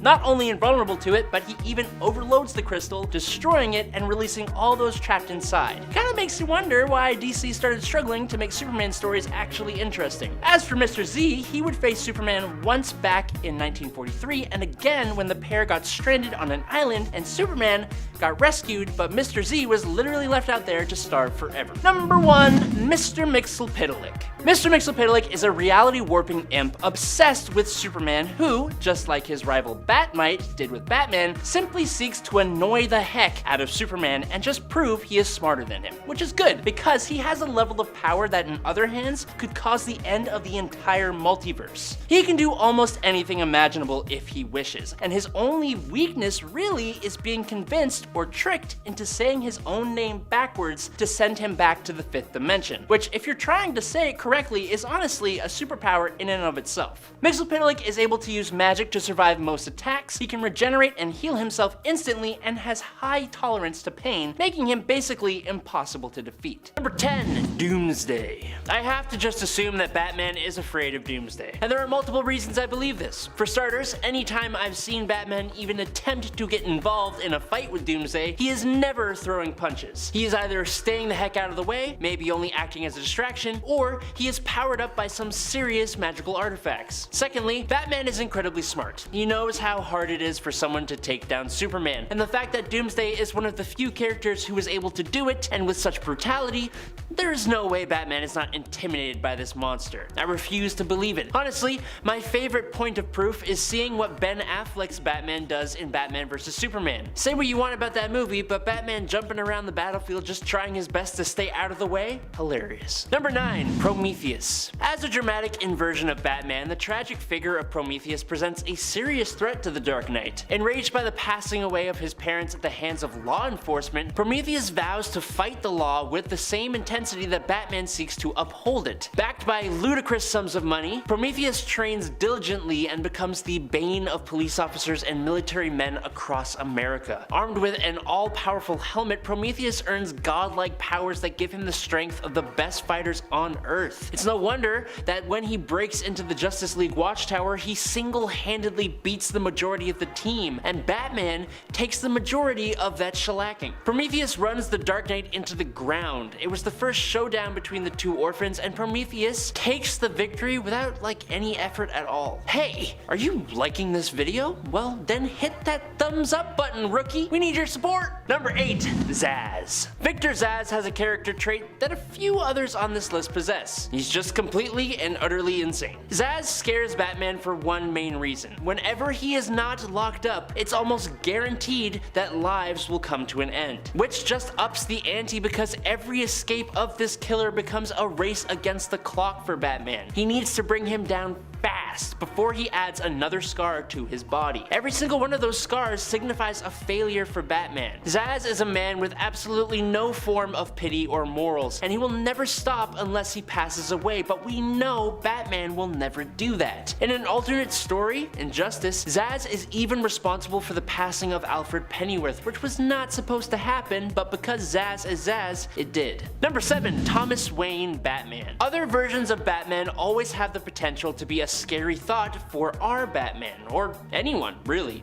But when that version of Batman is Bruce Wayne's own father, who completely destroys him emotionally, teams up with Bane, and is trying to stop Batman being Batman so he can have a normal life, it's an incredibly interesting idea for a character, honestly. But with all the daddy issues Batman has, for his alternate reality father to be so twisted and brutal has got to be a terrifying thought. But what did Thomas do that was so bad? Well, let me tell you. Alongside Bane, he ruined Batman and Catwoman's wedding, causing her to leave him at the altar, nearly had Batman send Mr. Freeze to the afterlife for a crime he did not commit, kidnapped Damian Wayne, hired the KG Beast to take out Dick Grayson, he had Bane put Alfred Pennyworth in the ground, then Thomas incapacitated Bruce with fear toxin and kidnapped him. He dug up the coffin of Martha Wayne, wishing to use the Lazarus Pit to resurrect Martha so that they could all be a happy family again. He went more than a little overboard is what I'm saying. Number 6. The Batman Who Laughs. Another version of Batman, only this time it's basically the ultimate evil version of himself. A Jokerized Bruce Wayne. He is just absolutely awful. He has all the smarts and skill of Batman himself, but the completely bonkers unpredictability of Joker. And this combo causes the Batman Who Laughs to become one of the biggest threats to the entire multiverse. Now, being a Jokerized Bruce Wayne, he has a few differences to the man himself. He's thinner and faster, but physically weaker. Unfortunately, physicality in battle with this guy doesn't really matter. He's got backup in the form of his Dark Knights, and he has backup plans on top of backup plans as any Batman worth his salt would have. This guy put his consciousness into a Batman with the power of Dr. Manhattan and destroyed Perpetua, the first creator of the multiverse and the mother of the Monitor, AntiMonitor, and the World Forger. Number 5. Pig. Professor Pig is a villain that came to be during a time when Batman stories were becoming incredibly dark, and Pig himself has to be one of the darkest villains of that era. His methods completely disgust the Dark Knight. He looks like a character straight out of a horror or slasher movie, and his obsession with physical perfection, like in the myth of Pygmalion, became part of the reason he surgically mutilates his victims, turning them into his mind-controlled servants called Dolotrons. If his crimes weren't horrifying enough, then just look at him. Yeah. Get out of my nightmares, thank you. Bye. Number 4. Scarecrow. With Scarecrow, fear is the name of the game. I don't believe Batman is actually scared of Scarecrow himself, but Scarecrow has used his fear toxin to debilitate and send the Dark Knight running on multiple occasions, and that makes him a unique foe that puts Batman in a position he doesn't often find himself in. Batman is a physical powerhouse with a mind that is exceedingly sharp, but his mind is also partially his biggest weakness because he has some serious psychological issues, and Scarecrow's whole shtick is manipulating that kind of thing. When Scarecrow pops up on the scene, the Dark Knight knows that something terrifying is coming his way. Number 3. The Court of Owls. Probably the oldest, most secretive, and most profitable group in Gotham City's underworld. When Bruce Wayne became a threat to them, they put Batman through one hell of a psychological ringer, and possibly one of the darkest Batman stories ever. He gets trapped in a huge Court of Owls maze underneath Gotham City, and trying to make his way through it, Batman goes through physical and psychological tests that nearly break the Dark Knight. But the court has so many feathers in all areas of Gotham and Bruce Wayne's own life. They may have even had a hand in the passing of his parents. Possibly. And we haven't even started talking about the Talons, a group of brainwashed and undead robot-like assassins. The combo of psychological warfare and the deadly Talons nearly brought Bruce Wayne to the pearly gates. Number 2. Bane. His name says it all. as Bane has been the bane of Batman on multiple occasions. The Bane we saw in the Dark Knight Rises movie was fantastic, and he absolutely instilled fear in Batman, but the comic version of that same story goes to a whole other level. With his master plan being even more well thought out and damaging to Batman, he unleashed Arkham Asylum on Gotham, putting Batman on the ropes as he has to chase down all the escaped criminals. Bane studied Batman. He utilizes his own weaknesses and completely destroys Batman, breaking his back in one of the most infamous comic book moments ever. More recently though, Bane brought Batman even lower than when he broke his spine because he broke Bruce's heart by snapping the neck of Alfred Pennyworth. Any battle Batman has fought against Bane has been with the help of his allies, and that's because Batman knows that he can't take on Bane alone. Number 1. The Joker. I think if there is one person who scares Batman more than anyone, it's gotta be the Joker. They've had such a long and complex history with each other, and I think because of that, and the Joker's obsession with the Bat, Joker knows all the ways to mess with Batman, and he's constantly coming up with new ones. He will go after anyone to get at Batman, and he will go through anyone just for the fun of it. He's unpredictable. Batman never knows for sure where he will strike and what he will do unless the Joker wants Batman to know. Everything is a game that he knows the rules to. The other thing about Joker is that he would never actually take the Dark Knight's life. In fact, I feel like he would probably destroy anyone who tries to. This just makes him more terrifying as he simply wants to be a constant cause of fear and anxiety for the Dark Knight, and he is. Coming in at number 10 today is Lord Mar-Vell. Mar-Vell of the Kree was Marvel Comics' original Captain Marvel, and he was also the first Marvel superhero to permanently pass away when he succumbed to cancer in 1982's The Death of Captain Marvel. The character has reappeared as visions or in flashbacks and obviously in alternate realities, but the one we will focus on today is Mar-Vell of the Cancerverse. It's just a really cool and creative idea. Basically, on his infamous deathbed, the many angled ones contact and corrupt the dying Mar-Vell, granting him new powers which he used to transmute the other heroes, and with Marvel as their lord, they took down the Avatar of Death itself, which in turn completely destroyed Death, allowing the many angled ones to invade their reality. Number 9. Ultron. Ultron was created by writer Roy Thomas and artist John Buscema and made his first appearance in Avengers issue number 54 back in 1968. He's an advanced AI with a highly intelligent and malevolent personality, initially created by Dr. Henry Pym, you know, the original Ant-Man. As a peacekeeping robot, Ultron eventually gained sentience and became obsessed with the idea of eliminating humanity, viewing it as the root cause of conflict and suffering in the entire world. He possesses superhuman strength, an incredibly high level of intelligence, durability, and the ability to upgrade and improve himself, making him a very scary villain by my view of things. As an artificial intelligence, Ultron has the ability to control and manipulate advanced technology, and often creates armies of robotic drones called Ultron Sentries to carry out his plans, with his primary goal being to replace humanity with an entire race of robotic beings he calls Ultronics. Now, unlike many villains who have, human motivations or emotions, Ultron's cold, calculating nature, devoid of human empathy or conscience, makes him particularly chilling. Once again, he views humans as inherently flawed and disposable. Outside of just the comics, the possibility of a real-life Ultron raises existential questions about the potential dangers of creating advanced AI and the consequences of unchecked technological progress, which is something that terrifies me on a regular basis. Overall, Ultron's combination of intelligence, ruthlessness, technological prowess, and his lack of human qualities contributes to his reputation as a genuinely scary and memorable villain in the Marvel Universe. Number 8. The Void. Similar to Lord Mar-Vell, the Void is essentially taking the strongest and brightest character and creating a villain that is a sick and twisted version of that. A large part of what makes the Sentry so much more interesting is that while he is essentially like a god-like superhero who inspired all the other heroes, he also has a dark persona called the Void. The Void went on a rampage that took the lives of around 1 million people and almost destroyed Manhattan itself, and so the Sentry made the decision, with other heroes like Reed Richards and Doctor Strange, to cause the entire world to forget about the Sentry himself. Now, in New Avengers from 2004 and 2005, the Sentry comes back to the world, and through a series of events, the Void also returns.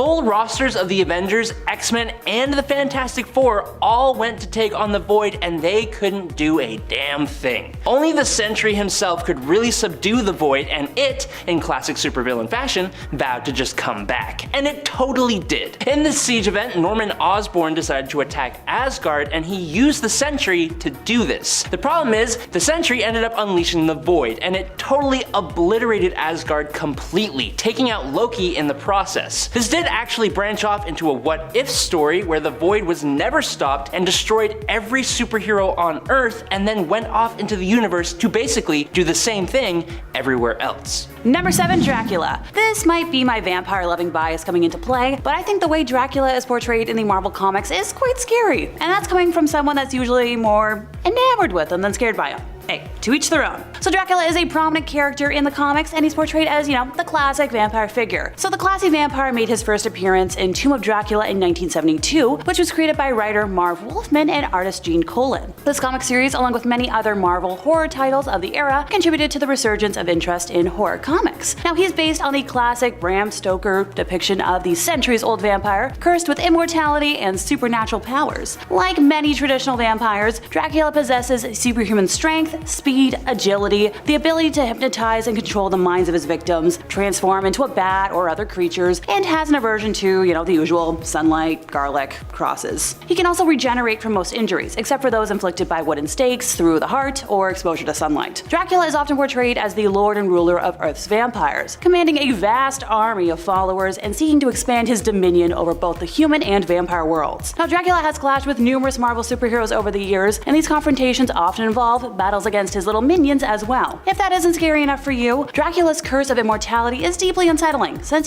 he can't be killed by any conventional means. As a vampire, Dracula feeds on the life source of the living, and his ability to hypnotize and control the minds of his victims adds quite the psychological dimension to the fear he instills. Hey, loss of free will and autonomy is a terrifying concept. One notable encounter occurred in the storyline Avengers 185 and 86, published in 1979, when Dracula targets the Avengers after becoming obsessed with the Scarlet Witch. And I can't say I blame him for falling in love with her. Granted, his attempt to make her his bride leads to quite the confrontation. Number 6, Null. Null existed long before even the Celestials in the 6th incarnation of the multiverse, where he existed in basically nothingness. But when the Celestials created the 7th multiverse, Null was mad that he got woken up. So he created the all-black Necro Sword and beheaded a Celestial. For this insane feat of power, he was banished to another void of nothingness, where he improved on the sword and eventually broke out into the universe, taking out various gods until he lost the Necro Sword after being defeated by a mysterious god of light. Null then goes on to make more and more symbiotes. Yes, the symbiotes like Venom and Carnage, who all share a hive mind under the control of Null himself. These symbiotes, who are all terrifying in their own right, eventually rebel and imprison Null inside the symbiote homeworld, Clintar. In the 2020 King in Black story, Null escapes, again, and heads to Earth, where he faces off against literally all the heroes and even some of the villains. He's one of the strongest villains in Marvel Comics. He is immortal, super strong, instantly heals, can create an unlimited amount of symbiotes, some of which who have been incredibly powerful on their own, and he can control them all. The Silver Surfer had to use all the reserves of the power cosmic to just temporarily stop Null. Thor, using the power cosmic and the Thor Force,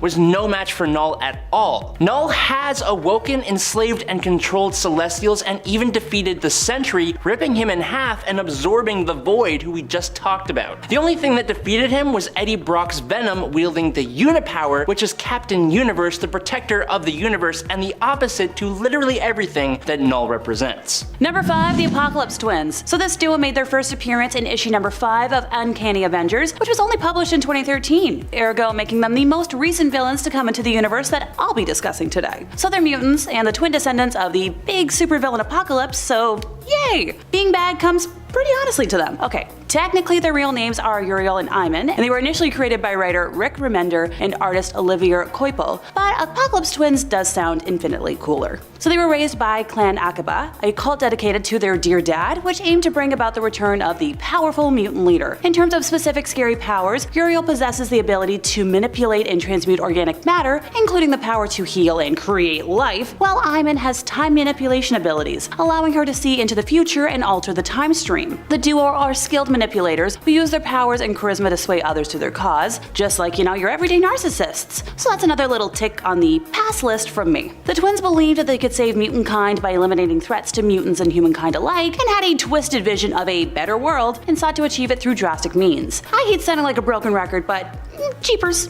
Look, a perfect world does not exist when created by force. In terms of, the hell they've unleashed specifically on the Avengers, they created a team of the 4 Horsemen of Death to execute their plans and clashed with the Avengers and the X-Men, leading to a major conflict known as the Ragnarok Now storyline. The storylines involving the Apocalypse twins had lasting repercussions in the Marvel Universe, affecting relationships among mutants and superheroes. Their parentage plays obviously a very significant role in their menacing presence. As the offspring of Apocalypse, one of the most powerful and iconic villains in Marvel history, their genetic lineage implies an inherent potential for immense power and malevolence. Number 4. Kathon. Kathon stands as one of the most powerful demons in existence in Marvel Comics, and his ancient origins make him comparable to the very archetype of evil itself. He predates even the likes of Mephisto and is often regarded as the closest embodiment of the devil in demonology in Marvel Comics. Kathon and his Ngarai once ruled over Earth until they faced an assault by the angel Lucifer, an event that occurred long before Lucifer's rebellion against heaven and his ascent to rule over hell as the devil. Kathon's influence extends to the very roots of dark supernatural entities, including witches, werewolves, and vampires. He holds dominion over the most potent form of magic, known as chaos magic, the same mystical force harnessed by the Scarlet Witch herself. To put this into perspective, Scarlet Witch has reshaped the whole of reality with just a fraction of Kathon's power. His counterpart, Oshter, is one of the essential components of the Vishanti, which is a triumvirate that actively opposes Kathon and supplies Doctor Strange with his power. In response to Kathon's malevolent Darkhold, they created the Book of Vishanti, a beacon of light against the Book of Darkness. Even powerful beings such as Dormammu and Mephisto invoke Kathon's name when casting their most formidable spells. Kathon's presence alone nearly corrupted and permanently incapacitated the Sorcerer Supreme, Doctor Strange. Defeating him is an arduous task, and even when achieved, it often results in his banishment back to his personal dimension, the Other Realm, where he's basically untouchable. Number 3. Korvac. So Michael Korvac, commonly known as Korvac, first appeared in issue number 3 of Giant-Sized Defenders back in 1975. Created by writer Steve Gerber and artist Jim Starlin, Korvac is quite the complex character with a unique and powerful storyline. He started as an ordinary human computer technician, but underwent a transformation after encountering the Badoon, an alien race. This transformation granted him incredible powers, including, energy manipulation, telekinesis, and matter transmutation, making him pretty near godlike in terms of abilities. Yikes! Korvac possesses nearly limitless powers, including, once again, the ability to manipulate reality itself. He's also not only physically powerful, but incredibly intelligent. Driven by a desire for order and perfection, he embarked on a quest to reshape the universe according to his own vision. While his motives weren't purely evil, the way he pursued them brought him into conflict with the Avengers, ergo how he earned a spot on our list today. One of his most notable storylines, which was the Korvac saga, is a pivotal moment in Marvel Comics history, since it challenged the Avengers on multiple levels, both morally and physically, and had pretty far-reaching consequences. Once again, Korvac's godlike powers, intelligence, and the existential threats he posed to the entire universe made him a pretty memorable villain. His character is a great example of how complexity and moral ambiguity can add depth to a supervillain, making him more than just, a one-dimensional antagonist. Number 2. Carnage. The red symbiotes always seem to be the worst of the worst, and the one that would be born from Venom himself seems to be the worst of the worst of the worst of the worst. When Eddie Brock was briefly detached from the Venom symbiote, he was imprisoned, and his cellmate was none other than Cletus Cassidy, a psychotic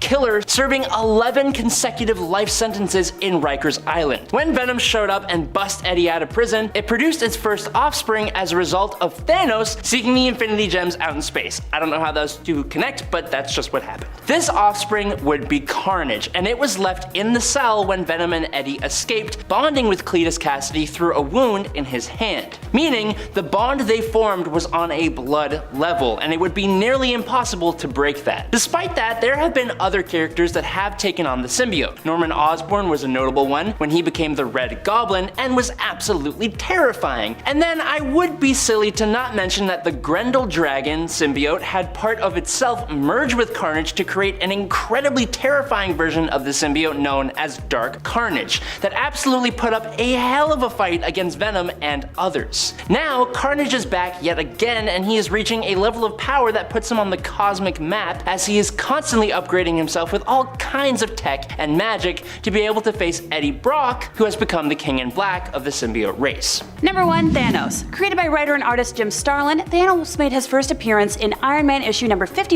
back in 1973. He's known for his distinctive appearance and as a towering purple-skinned alien with a heavily muscled physique and deep-set glowing eyes. Yeah, that makes sense. Thanos is obsessed with the concept of death and seeks to impress Mistress Death, a personification of death in the Marvel Universe, and visually speaking, I can't blame him for wanting to impress her. To gain her favor, he often engages in grandiose and destructive acts, including seeking to wipe out half of all life in the universe. Thanos possesses a vast array of superhuman abilities, including super strength, durability, and agility, not to mention that he's highly intelligent and a strategic mastermind. Despite being a villain, he exhibits moral complexity and genuinely believes that his actions are necessary for the greater good, even if they involve mass destruction. The level of delusion there might just be what scares me the most. Oh, and tiny thing, Thanos also poses a cosmic level threat to the entire universe, since his plans often involve consequences on a cosmic scale, making him a particularly dangerous foe.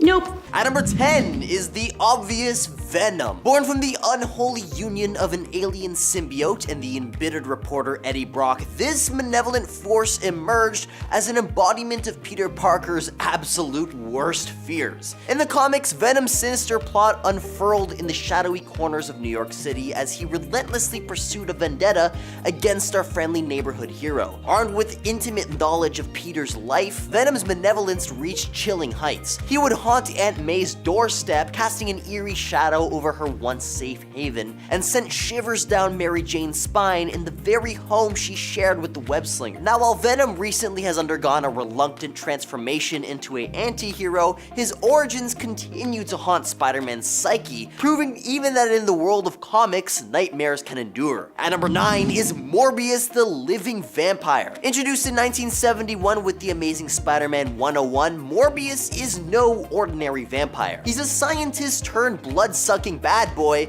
due to a failed experiment which aimed to extend his life by curing his rare red bodily fluid disease. This tragic transformation adds depth to his character, making him both terrifying and sympathetic.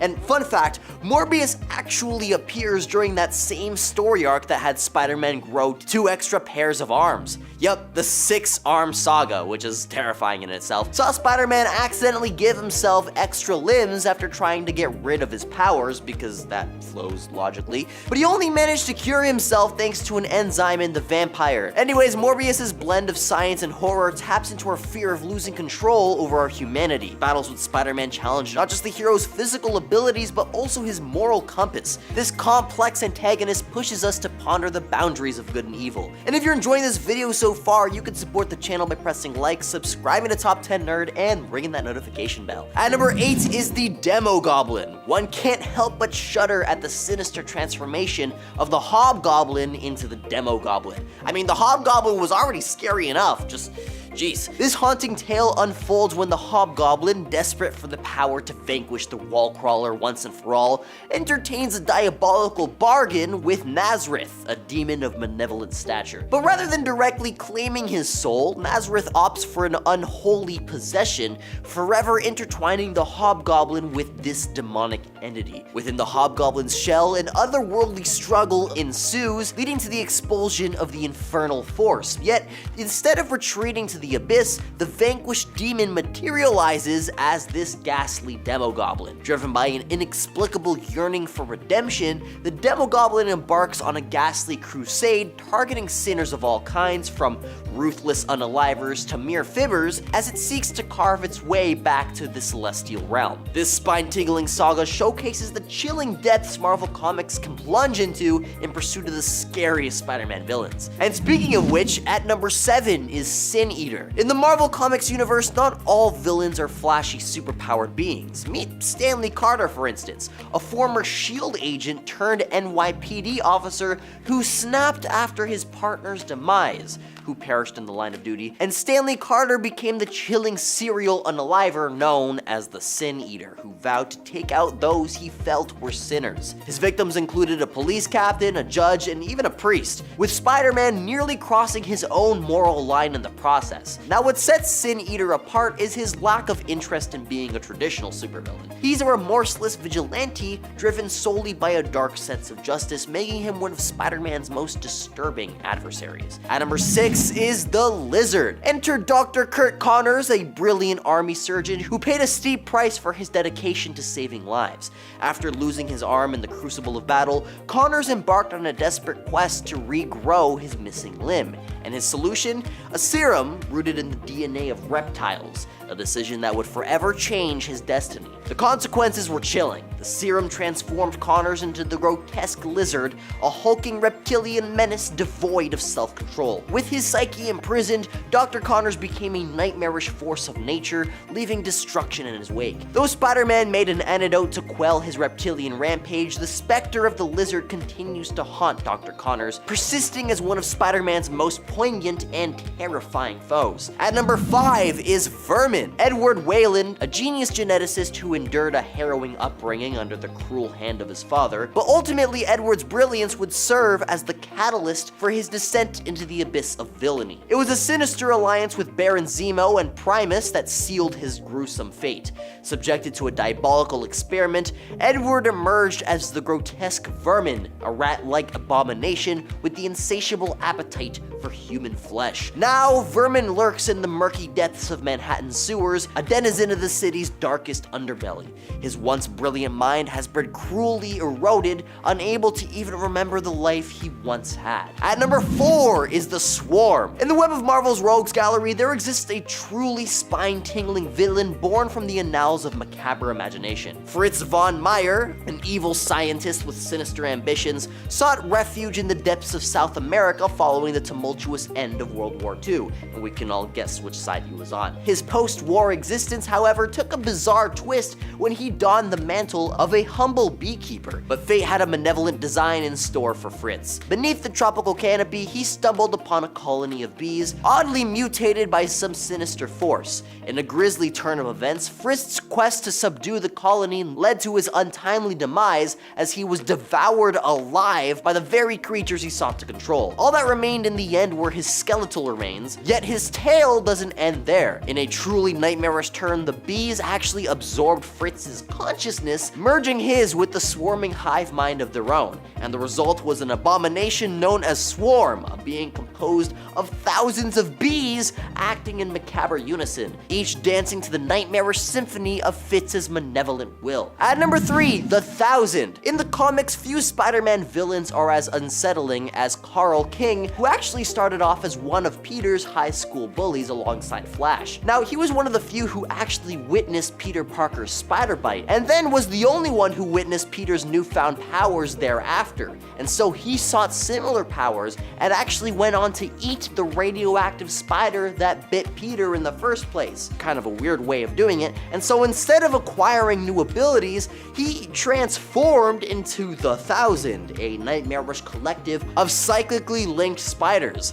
These spiders infiltrate and control victims by consuming them from the inside. Carl's mother was the first victim, but many followed thereafter. The Thousand is a chilling reminder that in the Spider-Man universe, true terror often arises from unexpected sources, making them the most spine-tingling foes in the web-slingers rogues gallery. At number 2 is Carnage, also known as Cletus Cassidy, a name that chills the spine, because he's a man whose descent into darkness was inevitable. Born without superpowers, he wielded the horrific potential within his twisted soul. See, it all began when he was just a child, committing his first heinous act by sending his grandmother tumbling down a staircase. Just a glimpse into the malevolence that lay dormant beneath this character's psyche. The St. Estes Home for Boys, an ill-fated refuge, failed to contain his rage. The disciplinarian administration generation met their grim end at his hands, and a poor girl met her doom beneath the wheels of a bus, and thereafter he left the orphanage reduced to smoldering ruins. Cassidy's score count probably spiraled into the dozens by this point. But his malevolence met its match when he found himself behind the bars of Rikers Island, sharing a cell with none other than Eddie Brock. Venom's chaotic escape left an indelible mark as a fragment of the symbiote left behind by Venom had merged with Cassidy, birthing none other than the monstrous Carnage. From then on, the nightmare had only begun, unleashing a new terror upon an unsuspecting world. And at number 1 is Green Goblin. In the annals of Marvel Comics, few villains send shivers down the spine quite like Norman Osborn, unwitting creator of the maniacal Green Goblin. A quest for strength and intellect led to a catastrophic incident, granting Osborn great power but also shattering his sanity. As the Green Goblin, Osborn became not just Spider-Man's nemesis, but a threat to the entire Marvel universe. His reign of terror left a grim trail of casualties, none more tragic than the unaliving of Gwen Stacy, Peter Parker's main love interest, which was a cold-hearted act just to torment Spider-Man. The Green Goblin's unpredictability, cunning, and ruthlessness make him one of Marvel's most enduring and fearsome foes, a chilling reminder of the darkness lurking in Spider-Man's world. Remember, fear is subjective, and what might terrify one person might not terrify another, but in the world of Spider-Man, these villains have left an indelible mark on the wall-crawler's psyche. And at number 10, Holocaust. I mean, his name enough should have you wary. Holocaust first appeared in 1995's X-Men Alpha, and is one of the Horsemen of Apocalypse. Holocaust was initially from the Age of Apocalypse timeline, where he was known as Nemesis, where he was said to be one of Apocalypse's children. Magneto would strip Nemesis of his flesh in a battle, enraged for the deaths that Nemesis had caused. His body was then retrieved by Apocalypse, who gave him to Dark Beast, who managed to capture his spiritual essence and put it inside a near-indestructible crystalline exo-armor, a procedure in which Nemesis became Holocaust, or rather, Holocaust was born. This character is particularly terrifying for one specific reason: his abilities. He initially possessed the power to generate highly destructive bionuclear microwave energy blasts, which can be super destructive. And later on, when he became an energy being, he gained the ability to drain the life force from other beings in order to charge his own exoskeleton that acted as a suit of armor for him. He's pretty much physically invulnerable, or at least he was. The character was killed by Hyperion, who cracked open Holocaust's exoskeleton and then absorbed all of his bioenergy into himself by literally inhaling him. So that's a fun way to go. And at number 9, Krakoa. Krakoa is one of the X-Men's earliest villains, having appeared in Giant Size X-Men issue 1 in 1975. There's been 2 versions of Krakoa over the years, with the first being the villainous one. It appeared initially as a small island in the Pacific Ocean that was located near a nuclear bombing test site. The radiation from that test site mutated the island's ecosystem, which altered the island into a hive mind entity in 1945, something that Nick Fury and his Howling Commandos witnessed. They encountered much of the island's intelligence and established a peaceful treaty in exchange for keeping the island's existence a complete secret. Now flash forward to 1975. Krakoa decides it's hungry and it wants to feed on the life force of mutants, because I guess mutants are tastier than humans. It kills a young mutant team and later captures the original iteration of X-Men. This is what causes Professor Xavier to create the second wave of X-Men, the team that consists of Wolverine, Storm, Colossus, Nightcrawler, Thunderbird, Sunfire, and Banshee, all to save the first iteration. Polaris eventually launches Krakoa into outer space, and later it becomes captured by the Stranger. Now this Krakoa is perhaps one of the most physically intimidating entities that the mutant team has ever fought. It is a literal monstrous island. The second version of it though, in case you're wondering, is much more benevolent, having been grown by a member of the Hellfire Club but wanting to redeem itself with the X-Men and become one of them. It ends up becoming a part of the school and even helps the X-Men financially by growing diamonds on a tree that it produces. Man, imagine having a friend who could grow diamonds on trees for you. It's the dream. And at number 8, Sauron. Don't be confused by its name. This is no Middle-earth Sauron, luckily. Sauron of the Marvel Universe is quite different, despite being evil and having taken the name Sauron after the Lord of the Rings villain. Sauron is the alter ego of Karl Lycos, who has a Jekyll and Hyde relationship of sorts with this humanoid pterodactyl form of his. He's essentially an energy vampire who often lives within the prehistoric jungle known as the Savage Land. First appearing in this form in X-Men issue 60 back in 1969, Sauron was initially meant to be a giant bat-like creature, but back in those times, the comics code authority was still in effect, somewhat, and his creators Roy Thomas and Neil Adams inquired with the organization, who suggested that the character's vampiric traits would be in violation of the code. So instead of going with something that resembled a giant vampire bat, which was banned according to the code, they ended up opting out for a form that looked more like a pterodactyl. Anywho, what can Sauron do aside from look absolutely terrifying? Well, he's got all the superhuman fixings: strength, speed, stamina, durability, and intelligence.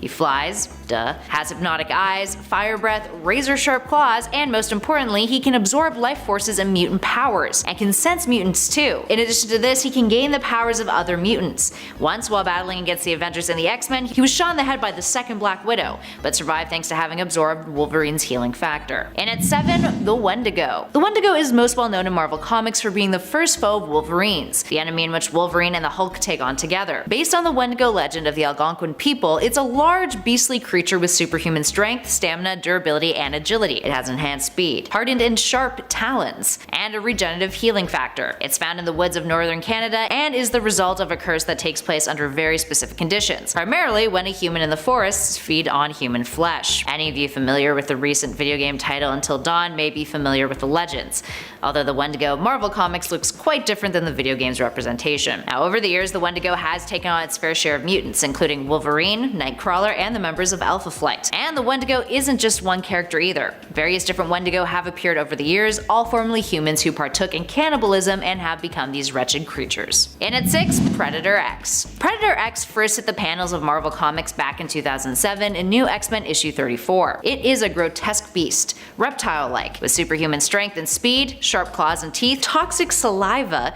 accelerated hearing, and its body is covered in non-toxic inorganic mercury. That latter bit means it is highly resistant to physical damage and can draw materials in the environment surrounding it to help reform itself. So why is it scary? If you aren't already kind of freaked out by it? Well, it can track mutants on their genetic signature and is pretty much tireless, meaning it can track its prey relentlessly until it succeeds, wearing down its target for as long as necessary. It can run at speeds of 199 kilometers an hour for a total of 19 hours straight before having to slow down. Luckily, its insides are not as durable as its outsides. Wolverine managed to kill it by tearing it apart from the inside out with his claws. But fun fact, it killed one of the villains that we mentioned on our part 1 list, Peeper, who it devoured on the side of a road. It's vicious to say the least. Predator X was created thanks to Stryker, who, prior to dying, requested that a living weapon be made in order to combat the coming of a mutant Antichrist, aka Hope Summers. Moving on to number 5, Sugar Man. Sugar Man is by no means a good X-Men villain, but he is definitely a terrifying one to take in. First debuting in the Age of Apocalypse timeline, Earth 295, in Generation Next issue 2 in 1995,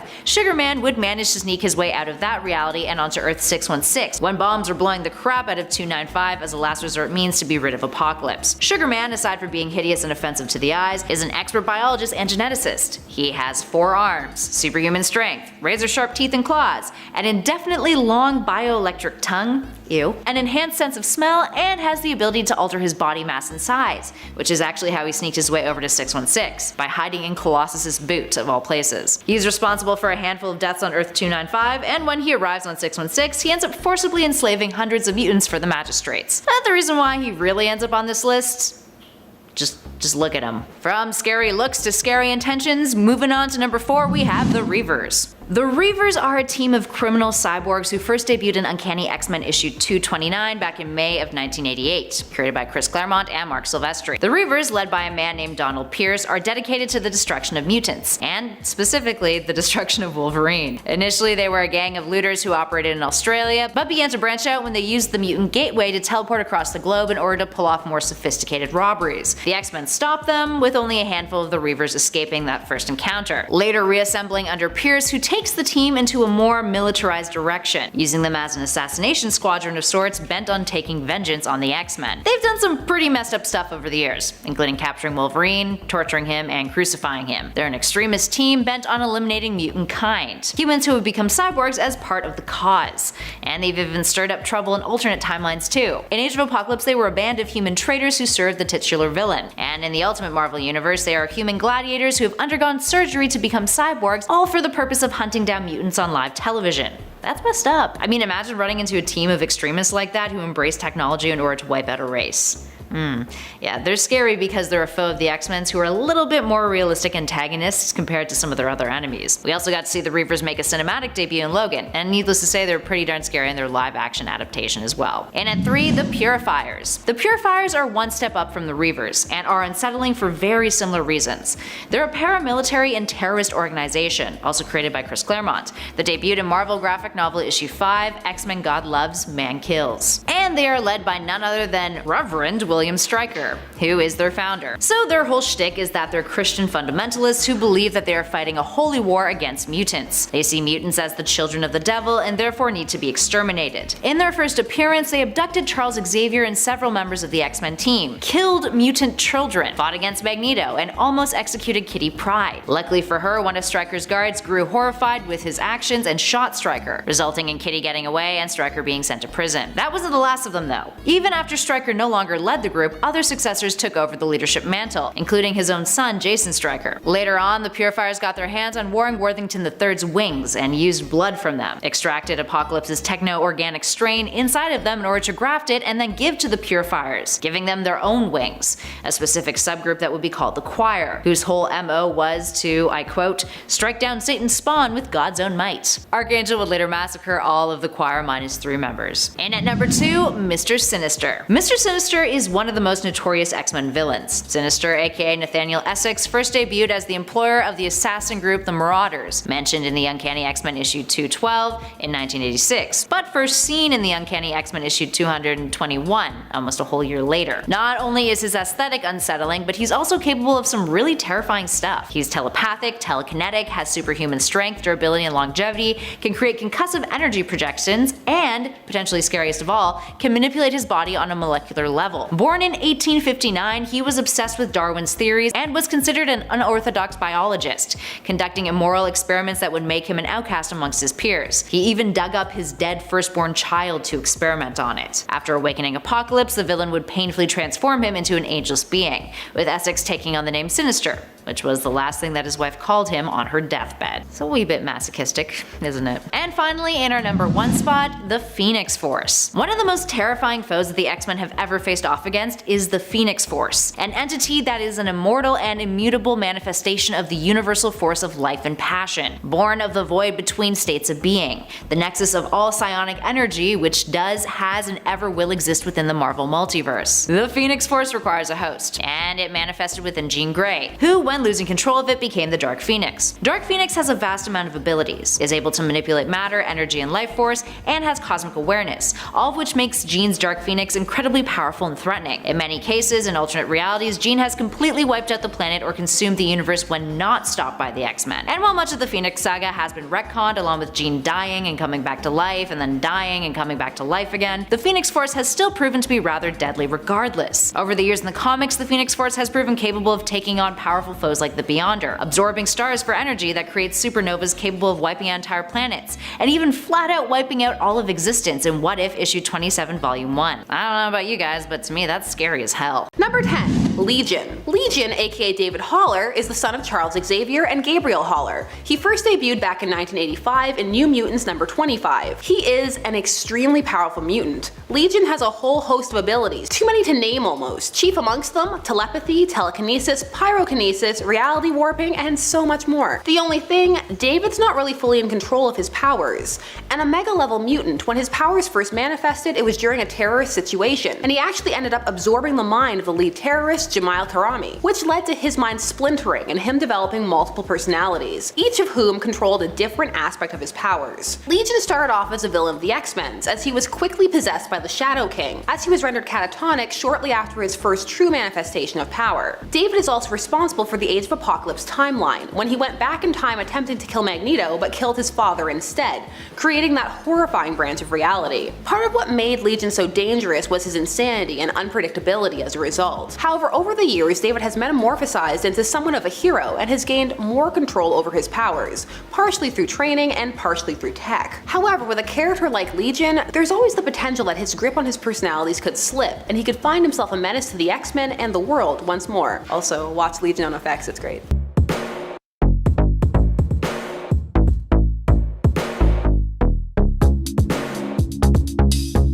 Number 9. Danger. Danger is the manifestation and personification of the Danger Room. Now, even if one is only casually acquainted with the X-Men, they most likely know of the Danger Room, the training space that pits the X-Men against all kinds of, well, dangerous obstacles to hone their skills. However, what they may not be aware of is this plot. Due to lots of backstory, Xavier found himself updating the Danger Room with Shi'ar tech. However, as he did, it posed him a question.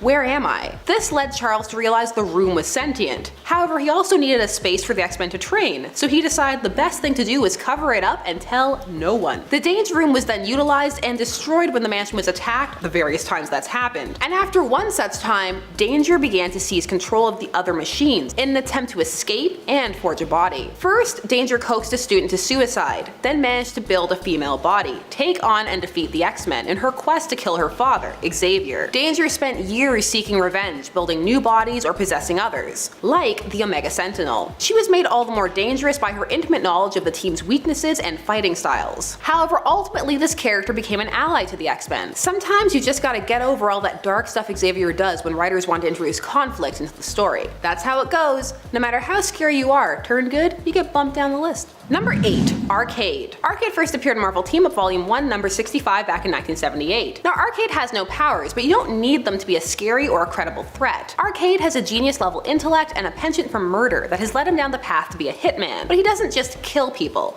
No, he makes them work their way through elaborate arenas of his own design in his amusement park inspired murder world. Arcade never seems to have a hard time kidnapping people either. You're living your life 1 minute, next, boom, you're in murder world. While Arcade has gone up against many Marvel heroes, he has had many notable encounters with the X-Men. When possible, he likes to get people in pairs to make more interesting, like Gambit and Wolverine. The rooms will be designed with a myriad of traps and dangers to test the specific occupant's skill set and mental fortitude. Now, some may be like, scary, but you may change your tune if you woke up kidnapped in Murder World. Number 7. David Moreau. David Moreau is yet another normal human, but is on here for the effect he has had on the X-Men verse. Moreau is also known by the name the G-Engineer. He first appeared in Uncanny X-Men number 236 back in 1988, and was allied with the island of Genosha, a land whose prosperity had been built on the backs of mutant slavery, which had been made possible thanks to Moreau's invention of a mind control device. He also invented the mutate process, wherein 13-year-olds were tested for the X gene, and if it was found, they were turned into mutates, with their memories erased and rendered completely obedient. Now, Moreau can't get all the villain cred here. His mission was helped along by tech given to him by a villain who was in part 2, the Sugar Man. The Sugar Man had obtained a version of this tech from his reality, that being the Age of Apocalypse, and that version of Mr. Sinister. Still horrifying stuff, and a threat to not just the X-Men, but mutants everywhere. Number 6. Nimrod. Don't let the name fool you. Nimrod is a force to be reckoned with. First appearing in 1985 in Uncanny X-Men number 191. Nimrod comes from the now famous Days of Future Past storyline, a descendant of the robotic hunting machines, the Sentinels. His name is actually a biblical one that means mighty hunter. The fact that it translates to a playground insult years later, that's not his fault. Nimrod was created by the Sentinels to be the ultimate mutant hunting weapon, and he is nigh invulnerable. After some time travel, he decides that he doesn't need to eliminate all mutants, just the X-Men, powerful ones who are outlaws, who have an impact on the timeline. It's very Terminator-esque, and that's terrifying. That scene in the first Terminator where it's coming down the hall towards them dragging its foot and it seems slow, but then it pans out and you see how fast it's really moving, that still messes me up. That scene and the sound of it dragging its foot, just the...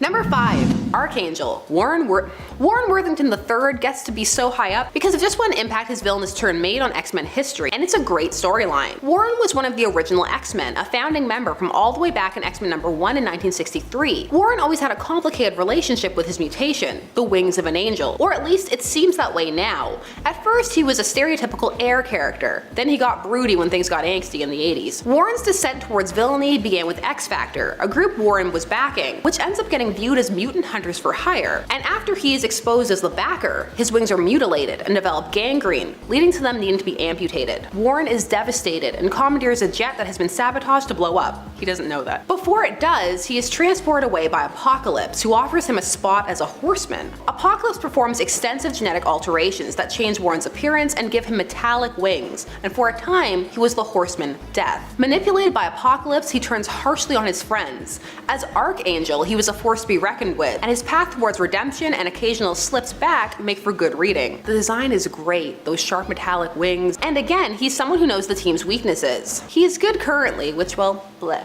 Give me back my Archangel. Number 4, Mastermind. We're talking about the first villain to have that name, who was instrumental in the Phoenix arc. This character first debuted in 1964 in X-Men number 4, and for our purposes, we need Jason Wyngarde. Mastermind has the power to cast illusions, vivid and realistic ones, that he uses to manipulate people to his whims. He can also alter people's senses, how they feel, what they see, and most importantly, how they perceive him. He likes to up his handsomeness game. What makes him so formidable is that he can even affect powerful telepaths, such as Xavier and most notably Jean Grey. This occurred during his association with the Hellfire Club. He at first uses his powers to pose as Nikos and initiate a romance with the help of Emma Frost. He is then able to convince Jean that it was Victorian times and they were married, and that she was the Black Queen. Mastermind doesn't make it, but his legacy lives on, as does his creepy mind manipulation plot. Scary, to be made to think you live in a bodice ripper. Mental manipulation is scary stuff. Number 3, Strife. Okay, so some explanations, but the Cliff Notes version. Strife is a clone of Cable, who first appeared in 1990 in New Mutants number 86. Strife was raised by Apocalypse, in the future, for the purposes of being a host body. However, Apocalypse decides against it once he realizes that Strife is a clone, as he thought he had the real Cable, but he was wrong. Strife's contribution to this list is the Legacy virus, which was first Legacy 1, then Legacy 2, but would eventually mutate into Legacy 3. The virus was set to target mutants when their X gene was activated, which would ultimately cause the body to stop being able to produce healthy cells and lead to death. But before the end, the victim's powers would go haywire, causing much damage to those around them. Strife took his time perfecting this virus, that's why there's multiple versions, except for 3, which was a mutated version that could infect everybody. Number 2, Cassandra Nova. This is a more recent character appearing in 2001 during the new X-Men number 21 as an antagonist to the X-Men and Charles Xavier specifically.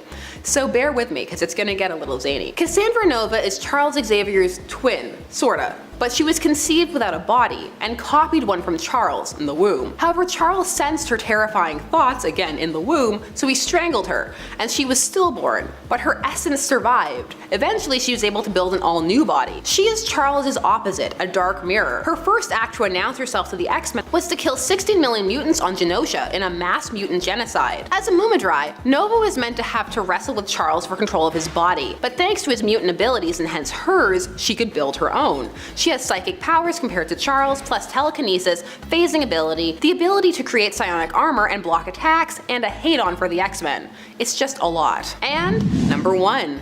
You guys have been waiting for it. You're excited. It's Proteus. Proteus debuted in 1979 in Uncanny X-Men number 125. Proteus was meant to be one of the strongest mutants ever conceived. Born as Kevin McTaggart, he is the son of longtime X-Men ally Moira McTaggart. However, Kevin's powers are so intense they cause him to crave energy to replace what he has expended. In fact, he's actually made of pure energy. His mother had to keep him in containment to protect him and others, but he eventually escaped and put his powers to use, which includes body possession, so he can hop from host to host. He also has psionic energy composition and reality warping abilities that he can actually control. Before he was known as Proteus, he was known simply as Mutant X. So because of the fact that he exists in a pure energy state, the bodies that he hops into, he uses them up pretty quickly, and Proteus normally just burns them out. He could leave before he kills them, but he just doesn't. He also has access to all their memories even after he's left, and has hopped into some of the X-Men's bodies. He's been known to melt buildings, reverse gravity, stretch people into liquid, and more. Basically whatever he can imagine, he can do. He eventually became able to possess multiple individuals at the same time and travel interdimensionally. He's even attempted to bring the astral plane into normal reality. His powers are out of control. The fact that they defeat him at all is a minor miracle each time. Proteus is terrifying in the scope of his power and the fact that really you can't get rid of him. So those were some more scary X-Men villains. I don't know how they sleep at night. I wouldn't be able to. So many baddies. Especially Arcade. Just going to sleep one place and waking up somewhere you didn't fall asleep skeezes me out. Is Rogglzar. Rogglzar? I don't know. To call this freaky alien dude a heavy hitter is a vast understatement. He's this intergalactic mercenary who's not here to play games. What sets him apart is his intense hatred for Kryptonians. He's got this burning grudge against them, and he won't stop until he wipes out everything related to Krypton, which is already pretty harsh. I mean, their whole planet was blown to smithereens, but that wasn't enough for this guy. And so, he's dedicated his life to traversing the cosmos, hunting down the few Kryptonians who've managed to survive.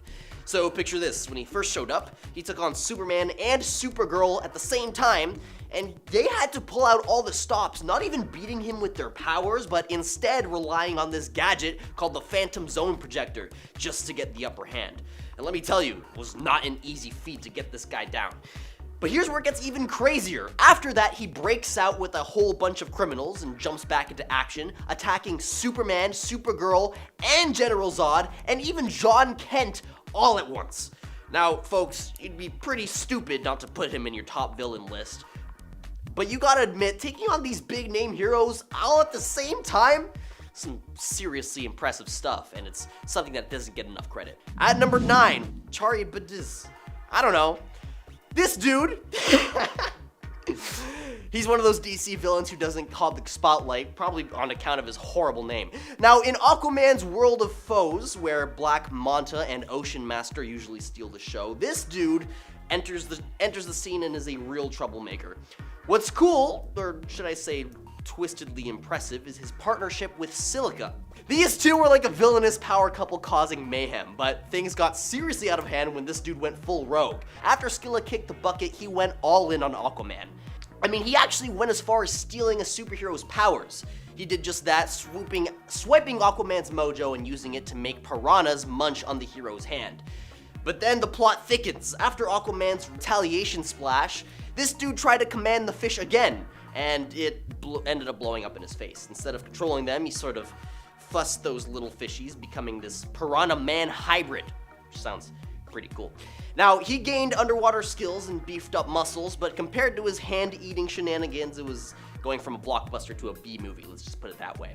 If you're enjoying this video so far, please support the channel by pressing like, subscribing to Top 10 Nerd, and ringing that notification bell. At number 8 is Prometheus.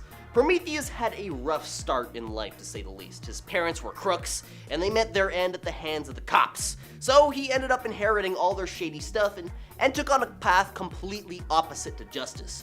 What sets Prometheus apart is his brain power. He's like a dark reflection of Batman. This guy, without any superpowers, goes toe-to-toe against the entire Justice League. He's got these plans, like a villainous playbook on how to take down each member of the Justice League, and he actually almost pulled it off. Yeah, he single-handedly took down the big guns of the JLA, one hero at a time. The craziest part was how he hacked into their super secret Watchtower computers, which nearly led to the defeat of the most powerful superhero team on Earth, which takes some serious smarts and guts. And this was just his very first strike against the Justice League, so that's seriously a wake-up call for anybody who underestimated this cunning evil genius. At number 7 is Extant, I think. Alright, picture this bad guy as a sort of behind-the-scenes baddie pulling the strings and causing chaos. He started off as Monarch, which is already a big deal in the villain world, but then he teamed up with Parallax, got himself some time-traveling powers, and decided to tinker with the multiverse. Pretty intense. Now, when Extant clashed with the Justice Society of America, it was like watching a showdown between a bulldozer and a sandcastle. He didn't just defeat them, he practically wiped the floor with these seasoned heroes. Some he aged up, while others he straight out just knocked them out. But the Justice Society of America didn't back down. They regrouped, got their act together, and eventually took Extant down. However, this initial attack was a real showstopper. It's like he made an entrance nobody could forget, a real shock to the superhero community. He might not always come out on top, but his impact is seriously unforgettable. At number 6 is Dr. Savannah. When it comes to the DC Universe's rogues gallery, there are some villains that get all the spotlight, while others get basically none. Take Dr. Savannah, for instance. He is to Shazam what Lex Luthor is to Superman. Just as evil and brainy as Lex Luthor, but without the fame, riz, or notoriety. But when it comes to mad scientists in comics, this guy is the OG. He's got the super incredible knack for scheming up and executing diabolical plans with brain power alone. But here's the thing, not many of his recent comics give him the chance to truly shine. That is, until the Multiversity Thunderworld Adventures comic. So in this epic scene, Savannah and his multiverse clones gang up and storm the Rock of Eternity. Now, the Rock of Eternity isn't your average hangout. It's a spot where the big shot wizard hangs out. And Savannah pulls a bold move and actually manages to lock up the wizard. Not stopping there, he decks out his own offspring with the powers similar to Shazam's crew, making it a superhero headache to stop him. I mean, just think about it, imprisoning a magical heavyweight and then turning your spawn into superpowered versions of themselves? Some next level supervillain stuff right there. So even if Dr. Savannah isn't grabbing headlines, don't underestimate the brilliance of this wicked mind in the DC baddie lineup. At number 5 is Vandal Savage. He's like a solid B-list villain in the DC world. Like, he's been around, tangled with superheroes, but somehow hasn't hit the big leagues yet. But don't write him off just yet. Check out his 853rd century version of himself in this storyline called DC 1 Million. Savage really amps up his game, buddying up with Solaris, the Tyrant's son, aiming to take down the Justice League of America across time and space. And guess what Savage actually pulled off? He did this crazy thing where he swapped the future team with the present one, almost spelling doom for both sides playing with time like that. But ultimately, Savage's pride got the better of him. In a classic karma strike, he got zapped back to a nuclear attack set off in the past, which, that's tough. At number 4 is Mordru.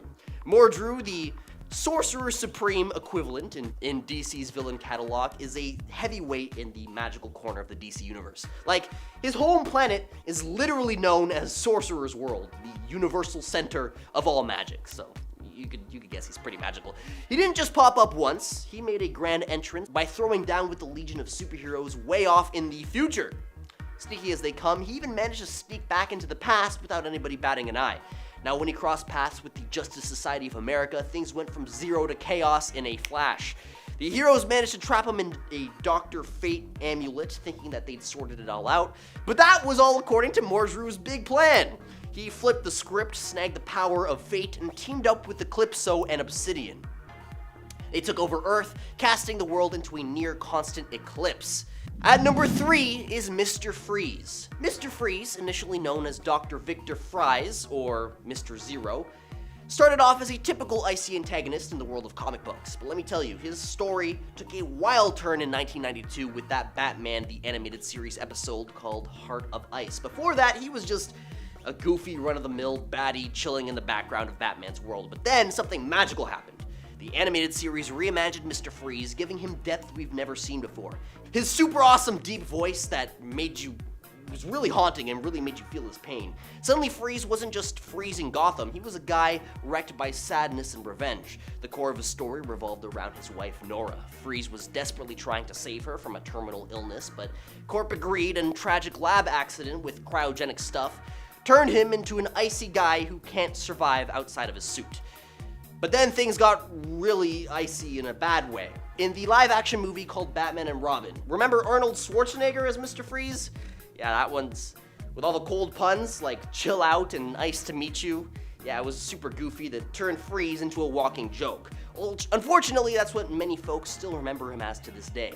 But in the comics, Freeze stayed close to the series version from the animated series until New 52 shook things up. Scott Snyder took Freeze in a different direction, making Freeze way less sympathetic by altering his reality. Suddenly, Nora wasn't his wife anymore, just some girl with a made-up illness. And the guy who pulled the plug on his research, surprise, surprise, it was none other than Bruce Wayne himself, which was a twist that made everybody involved look a lot less likable. So while some chop him up to just a dude with a freeze ray, he's actually way cooler than that. Haha. At number 2 is Zoom. Zoom, aka Hunter Zolomon, was like a rival to Wally West, much like how Reverse Flash, aka Eobard Thawne, is the rival to Barry Allen.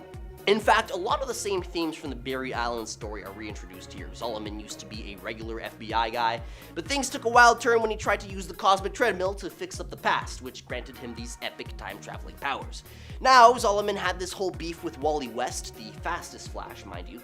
He wanted Wally to help him out with his time travel troubles, but when Wally West said no, things went haywire. Zolomon went all in, donning the Reverse Flash style threads and took on the name Zoom, completely inspired by Eobard's Professor Zoom. Zoom's deal was trying to wreck everything the Flash ever stood for through deception and murder, which twistedly culminated in Zoom's plan to make West a better hero by causing him a life full of tragedies.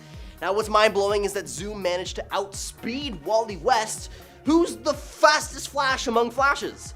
Imagine beating the fastest guy around, like that's no small feat. To take Zoom down, Wally had to dig deep and pull out all the stops, but despite the incredible feat, Zoom just doesn't quite get the recognition he deserves. Barry Allen's return and the rise of the Reverse Flash kind of stole Zoom's thunder, even though Zoom managed to outpace the top-tier Flash. And that's no small accomplishment. And at number 1 is Hush. Meet Hush, also known as Thomas Elliot. This dude is not your average villain. He's not a Joker or Penguin per se, but he's got the cunning, the smarts, and he's a worthy adversary of the Caped Crusader, to say the least. Thomas Elliot, a childhood buddy of Bruce Wayne, grows up to become this hotshot neurosurgeon. But behind that successful facade lies a guy who blames Bruce's dad, Thomas Wayne, for messing up his life by saving his mom. That grudge transforms him into Hush, a master manipulator with a bone to pick with Batman.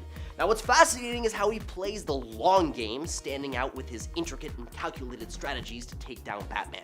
What's even more impressive is the fact that he managed to outsmart the Dark Knight himself, which is not an easy task. Now what's cool about Hush is that he's not just the run-of-the-mill villain. I mean, sure, he's got dual pew-pews, which is pretty impressive, and he drops quotes from Aristotle, adding to this whole sophisticated vibe to his character. But what's really fascinating is how he challenges Batman on an intellectual level. He's not just there to beat him up, he wants to outwit him, which, believe it or not, is a tall order. Now the thing is, even though he's not as famous as some other Gotham villains, Hush managed to give Batman a run for his money, which is a super big deal. Like, imagine going toe-to-toe with the smartest kid in class and almost acing the test. That's Hush for you. He's underrated but seriously impressive in his own right. Number 10, Poison Ivy. Poison Ivy, also known as Pamela Isley, wields a formidable and unique level of power that sets her apart as one of Batman's most powerful villains. Gifted with a deep connection to plant life, Ivy's powers encompass both botanical manipulation and a heightened affinity for nature. She can communicate with plants, control their growth, and command them to bend to her will, utilizing them as powerful weapons or protective barriers, and she can do this on a global scale. Her toxic touch, stemming from her ability to secrete potent pheromones, makes her a dangerous foe in close combat, assuming combatants can even get that close. Her expertise in biochemistry allows her to concoct various deadly toxins and antidotes, making her a master of botanical chemistry, and she can pretty much heal herself at will. What truly makes Poison Ivy fearsome is her ability to bend the very ecosystems to her command, unleashing nature's wrath upon her enemies. Now this isn't as impressive as her other feats of power, but she is also quite good at seducing her enemies, bending them to her will, which she has even done to the Man of Steel. Usually this is done with toxins, but sometimes just through straight up charm. With her compelling blend of power, allure, and eco-conscious motivations, Poison Ivy has been an incredibly popular villain who few can really stand against. Number 9, Larfleeze. Larfleeze, or Agent Orange, is one unique character in the emotional spectrum, and that's because he's the sole wielder of the Orange Light of Avarice. He is the only member of the Orange Lantern Corps. Larfleeze is driven by an insatiable greed that grants him dominion over all that he desires, driving him into conflict with whoever possesses what it is that he does desire, and over the power of the Orange Lanterns, which represent greed. His power is centered on his ability to conjure constructs using the stolen identities and forms of those he has absorbed into his horde, making him basically an army unto himself. This ability extends even to abstract concepts and beings, showcasing the extent of his control. The big thing about Larfleeze is that since he spent so much time with his Orange Lantern and ring, he has basically become the living Orange Lantern himself. This energy grants him huge levels of power. His constructs are virtually indestructible and can overwhelm even the most powerful opponents. However, Larfleeze's power comes at the cost of his individuality, as his insatiable greed makes him less of a person and more of a living embodiment of greed itself. Even without the power of the Orange Lantern, his race is already basically immortal, with Larfleeze himself being billions of years old, and with enough power that I seriously doubt he will be going down anytime soon. Number 8. Time Trapper. The Time Trapper is often associated with the Legion of Superheroes, and he operates as a master manipulator of time. If you know comics and time travel, then you know that this gives the Time Trapper control over the fabric of reality itself. Possessing the power to alter and manipulate the past, present, and future, the Trapper can rewrite history on an unprecedented scale. He was able to age anyone he chose to the point of bones or ashes if he wanted to. He was capable of creating an iron curtain of time, which was a barrier which prevented time travel. The Time Trapper was also able to create a temporal force barrier which he used to seal a time-traveling Superman off from the 20th century. He was able to take a slice of time from the post-crisis DCU 1 million years in the past and craft its Earth and Krypton into reality similar to the recently destroyed Earth 1 universe, forming a pocket universe. He made a pocket universe. That's nuts. These are godly feats of time manipulation and control. Often depicted as a shadowy, hooded figure, the character's level of power is so vast that even immensely powerful cosmic entities such as the Timeless Ones tread cautiously in his presence. On top of that though, he possesses power with size alteration, intangibility, flight, telepathy, telekinesis, alongside symbolizing the very essence of temporal manipulation and unpredictability in the DC universe. Number 7. General Zod. Hailing from the planet Krypton, General Zod possesses the same superhuman abilities as Superman due to their shared origin. These abilities include super strength, speed, invulnerability, heat vision, and flight, making him a physical match for the Man of Steel. What set Zod apart though is that he was originally the leader of the military defense for the Kryptonian Science Council. He betrayed the Science Council after learning that they were lying to him about the inevitable destruction of the planet Krypton, and was banished to the Phantom Zone by Superman's father, Jor-El, who he swore vengeance against for not siding with him. His formidable combat experience and tactical genius acquired during his time as a military leader on Krypton make him a fearsome adversary in battle. Zod's obsession with Kryptonian superiority and his unrelenting desire to establish dominance often drive him to harness his power to their fullest extent,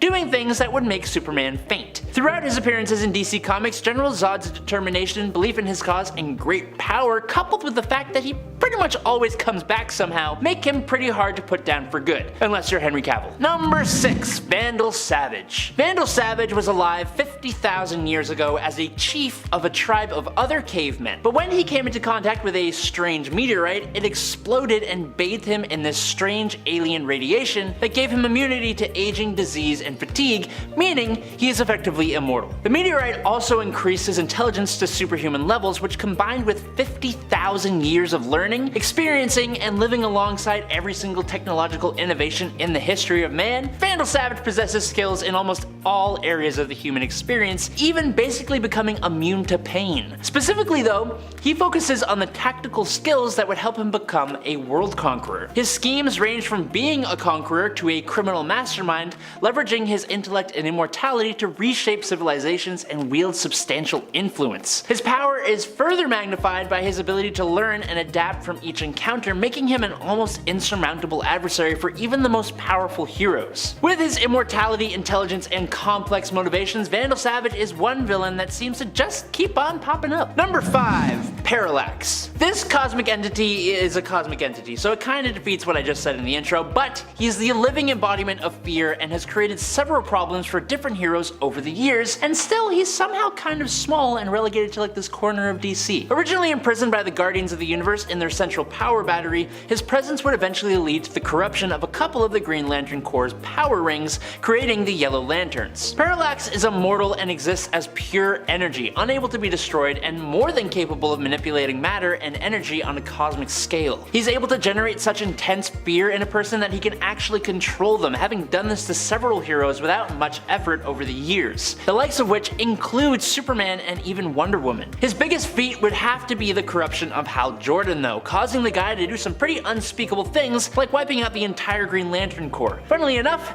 that wasn't the original reason, but DC just retconned it to that so Hal could seem a little bit more redeemable after he just did that. Well, there you go. Number 4. Reverse Flash. Eobard Thawne is what happens when you take the Flash and make him utterly insane. Possessing a deep obsession with the Flash, Thawne's connection to the negative speed force grants him superhuman speed and reflexes that meet those of the Scarlet Speedster himself, and sometimes go a little bit past that. This negative speed force grants him a kind of power over time manipulation and enabling him to travel through time at will. This mastery of temporal mechanics allows him to alter history, create alternate timelines, and manipulate events to his advantage. His ability to affect the past and future makes him a uniquely terrifying opponent, as he can unravel the very fabric of reality itself. Then, as a villain of Flash, Eobard's intimate knowledge of the Flash's life and history enables him to anticipate his every single move, making it extremely challenging for the Flash to outsmart him, and Eobard has revealed that he has manipulated Barry's life to be the way that it is, which is kind of just a huge old time loop that probably unravels if you try to think about it too much, but just don't do that, so there you go. This combination of incredible speed, time manipulation, and strategic intellect makes Reverse Flash an arch nemesis who constantly pushes the Flash to his limits, solidifying his reputation as truly powerful, incredibly unpredictable, and very hard to stop. Number 3.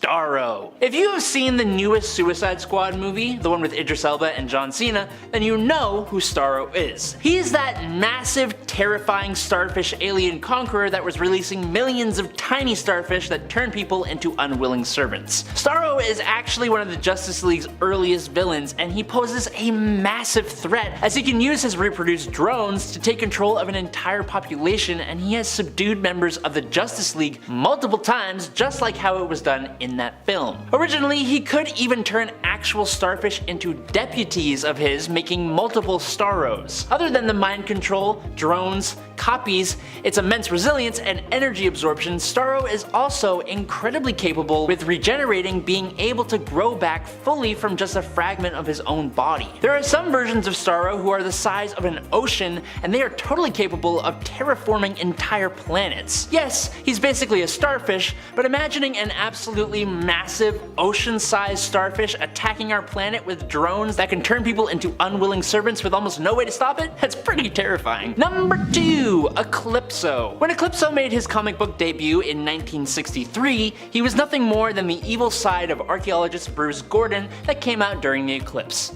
Pretty simple. But then we fast forward to DC's 1992 Eclipso: The Darkness Within, and out of kind of nowhere, Eclipso is revealed to be a powerful cosmic entity representing the wrath of God that turned evil and was cast from heaven, replaced by the Spectre. Now, he is an entity who is trapped in a gigantic black diamond that was cut into smaller diamonds, one of which was found by Bruce Wayne years and years ago. In an event called Darkness Within, these fragments of the black diamond were activated on various powerful beings, allowing Eclipso to possess them, and one of these beings happened to be Superman himself, and the world's heroes had to fight tooth and nail to try and stop this powerful possessed Superman. It was the wizard Shazam and Billy Batson, Captain Marvel, who finally stopped him, and with the help of the Spectre, Eclipso was forced back into the reformed diamond, but he's not gone. He's still around. He's just chilling in the diamond somewhere. Number 1. Solaris. Introduced in the storyline DC 1 Million, Solaris stands as a sentient, malevolent, artificial sun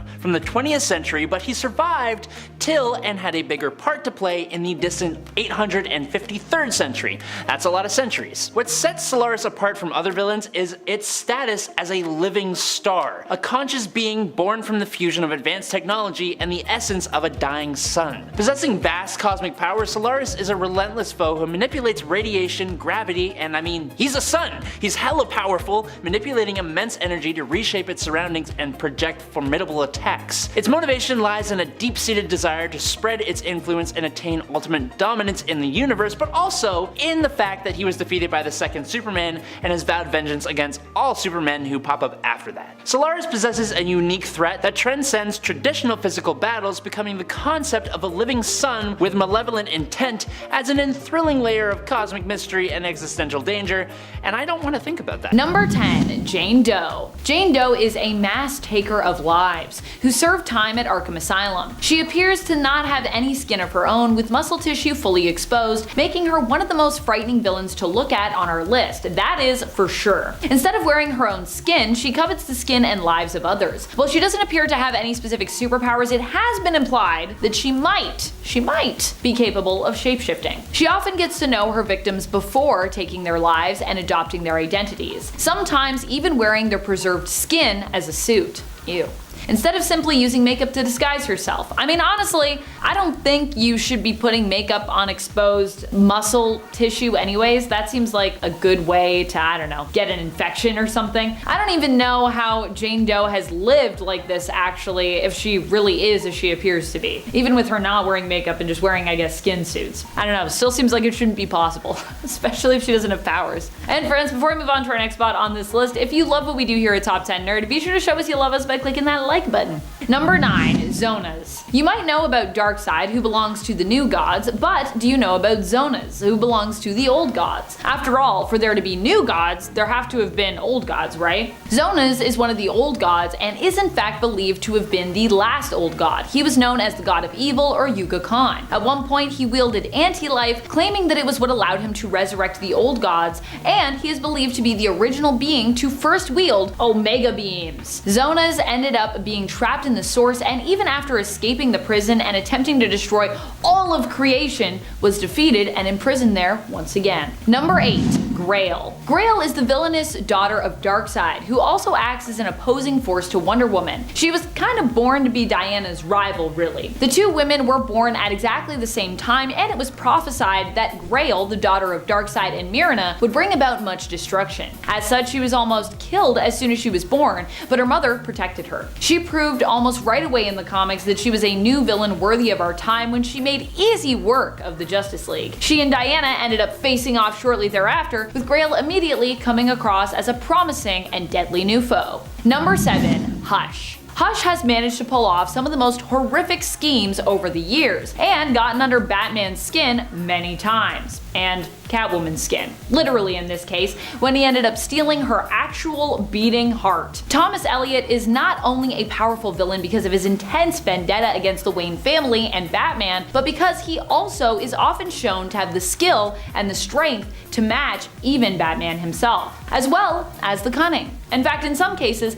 he might come across as even more cunning than Batman. He has taken Batman in hand-to-hand combat and fared surprisingly well, and he's managed to set into action motion outlandish plots like when he impersonated Bruce Wayne in an attempt to steal his life. Number 6. Granny Goodness. Her name might not make her sound terrifying, but Granny Goodness is not even close to as sweet as her name sounds. She became a trainer of Darkseid's soldiers after impressing him when she herself was selected to train and become one of his elite hounds. Those out there who are fans of Kingsman may find the story of how she was trained pretty familiar. During her training regimen, she was given a dog to train who stayed with her and progressed alongside her. Think you know where this is going. After bonding with the loyal doggo, who she named Mercy, she was later instructed to dispose of the dog. Goodness refused and instead disposed of her trainer. When Darkseid asked why she had done this, she revealed that Mercy was actually worth more than her trainer had been to Darkseid, as she had trained the dog to not only be loyal to her, but to Darkseid above her. Darkseid tested this theory by, tragically, ordering Mercy to attack and take out Goodness, and was impressed when he found the dog indeed obeyed him.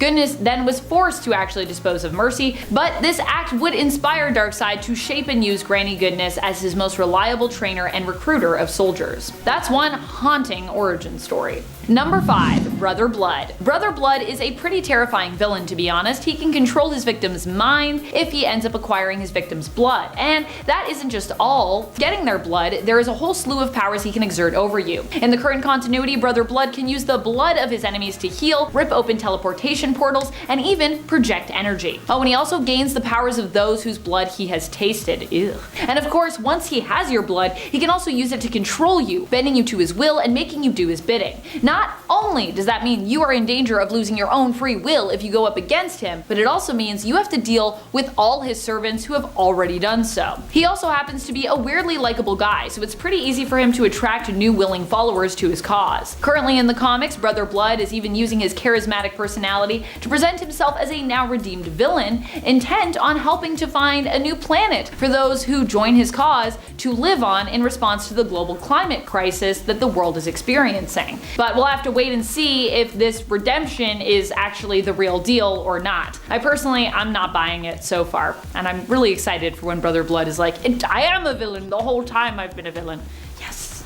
Number 4. Darkseid. Darkseid has to be one of the most fearsome villains out there. He is not only the ruler of Apocalypse with an army at his back, but he also has some of the most ruthless, cruel, and elite soldiers in the cosmos. Darkseid has fought and defeated many heroes in the past, even seemingly at one point permanently defeating Batman, although Batman would return and be revealed to have not been permanently taken out actually. Darkseid is terrifying because he is inevitable, best summed up by 2 words: Darkseid is. Number 3. Perpetua. Perpetua is an old evil, but one that we didn't know of in the comics until 2018, when she was first introduced in Justice League Volume 4, issue number 8. Perpetua quickly became known as one of the greatest evils the universe or multiverse had ever known. She was the creator, basically, of all things, and the mother to the AntiMonitor, World Forger, and Overmonitor. She pretty much embodies the dark multiverse in a way. Well, her, I guess, and the Batman who laughs, who comes from the dark multiverse. She is known for being one of the most powerful beings in the multiverse, and is considered an Omega-level cosmic entity, basically an evil goddess who is fueled by crisis energy and aims to use it to destroy and rebuild the entire multiverse. Number 2. 2. Batman Who Laughs. Although he may currently be defeated in the comics, make no mistake that the Batman Who Laughs remains one of the most terrifying characters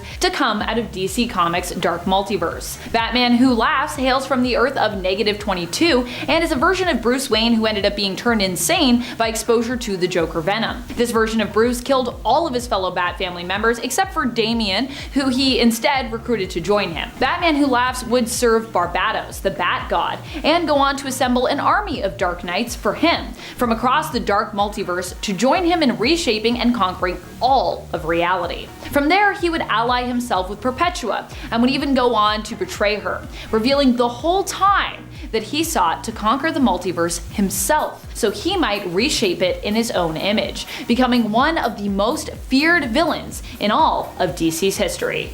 Number 1. Upside Down Man. While not officially stated as such, the Upside Down Man is kind of godlike in his appearance in DC Comics. He is the dark reflection of Hecate, who is quite dark herself, so that is honestly saying something. And she is considered to be a goddess and powerful witch, so I think we can consider him to be at a god level, and of course Upside Down Man is also a powerful magic user who seeks to invade and devour the Prime Earth reality after being trapped for millennia in the dark multiverse with the other kind, banished there by Hecate, or Hecate, whatever you prefer.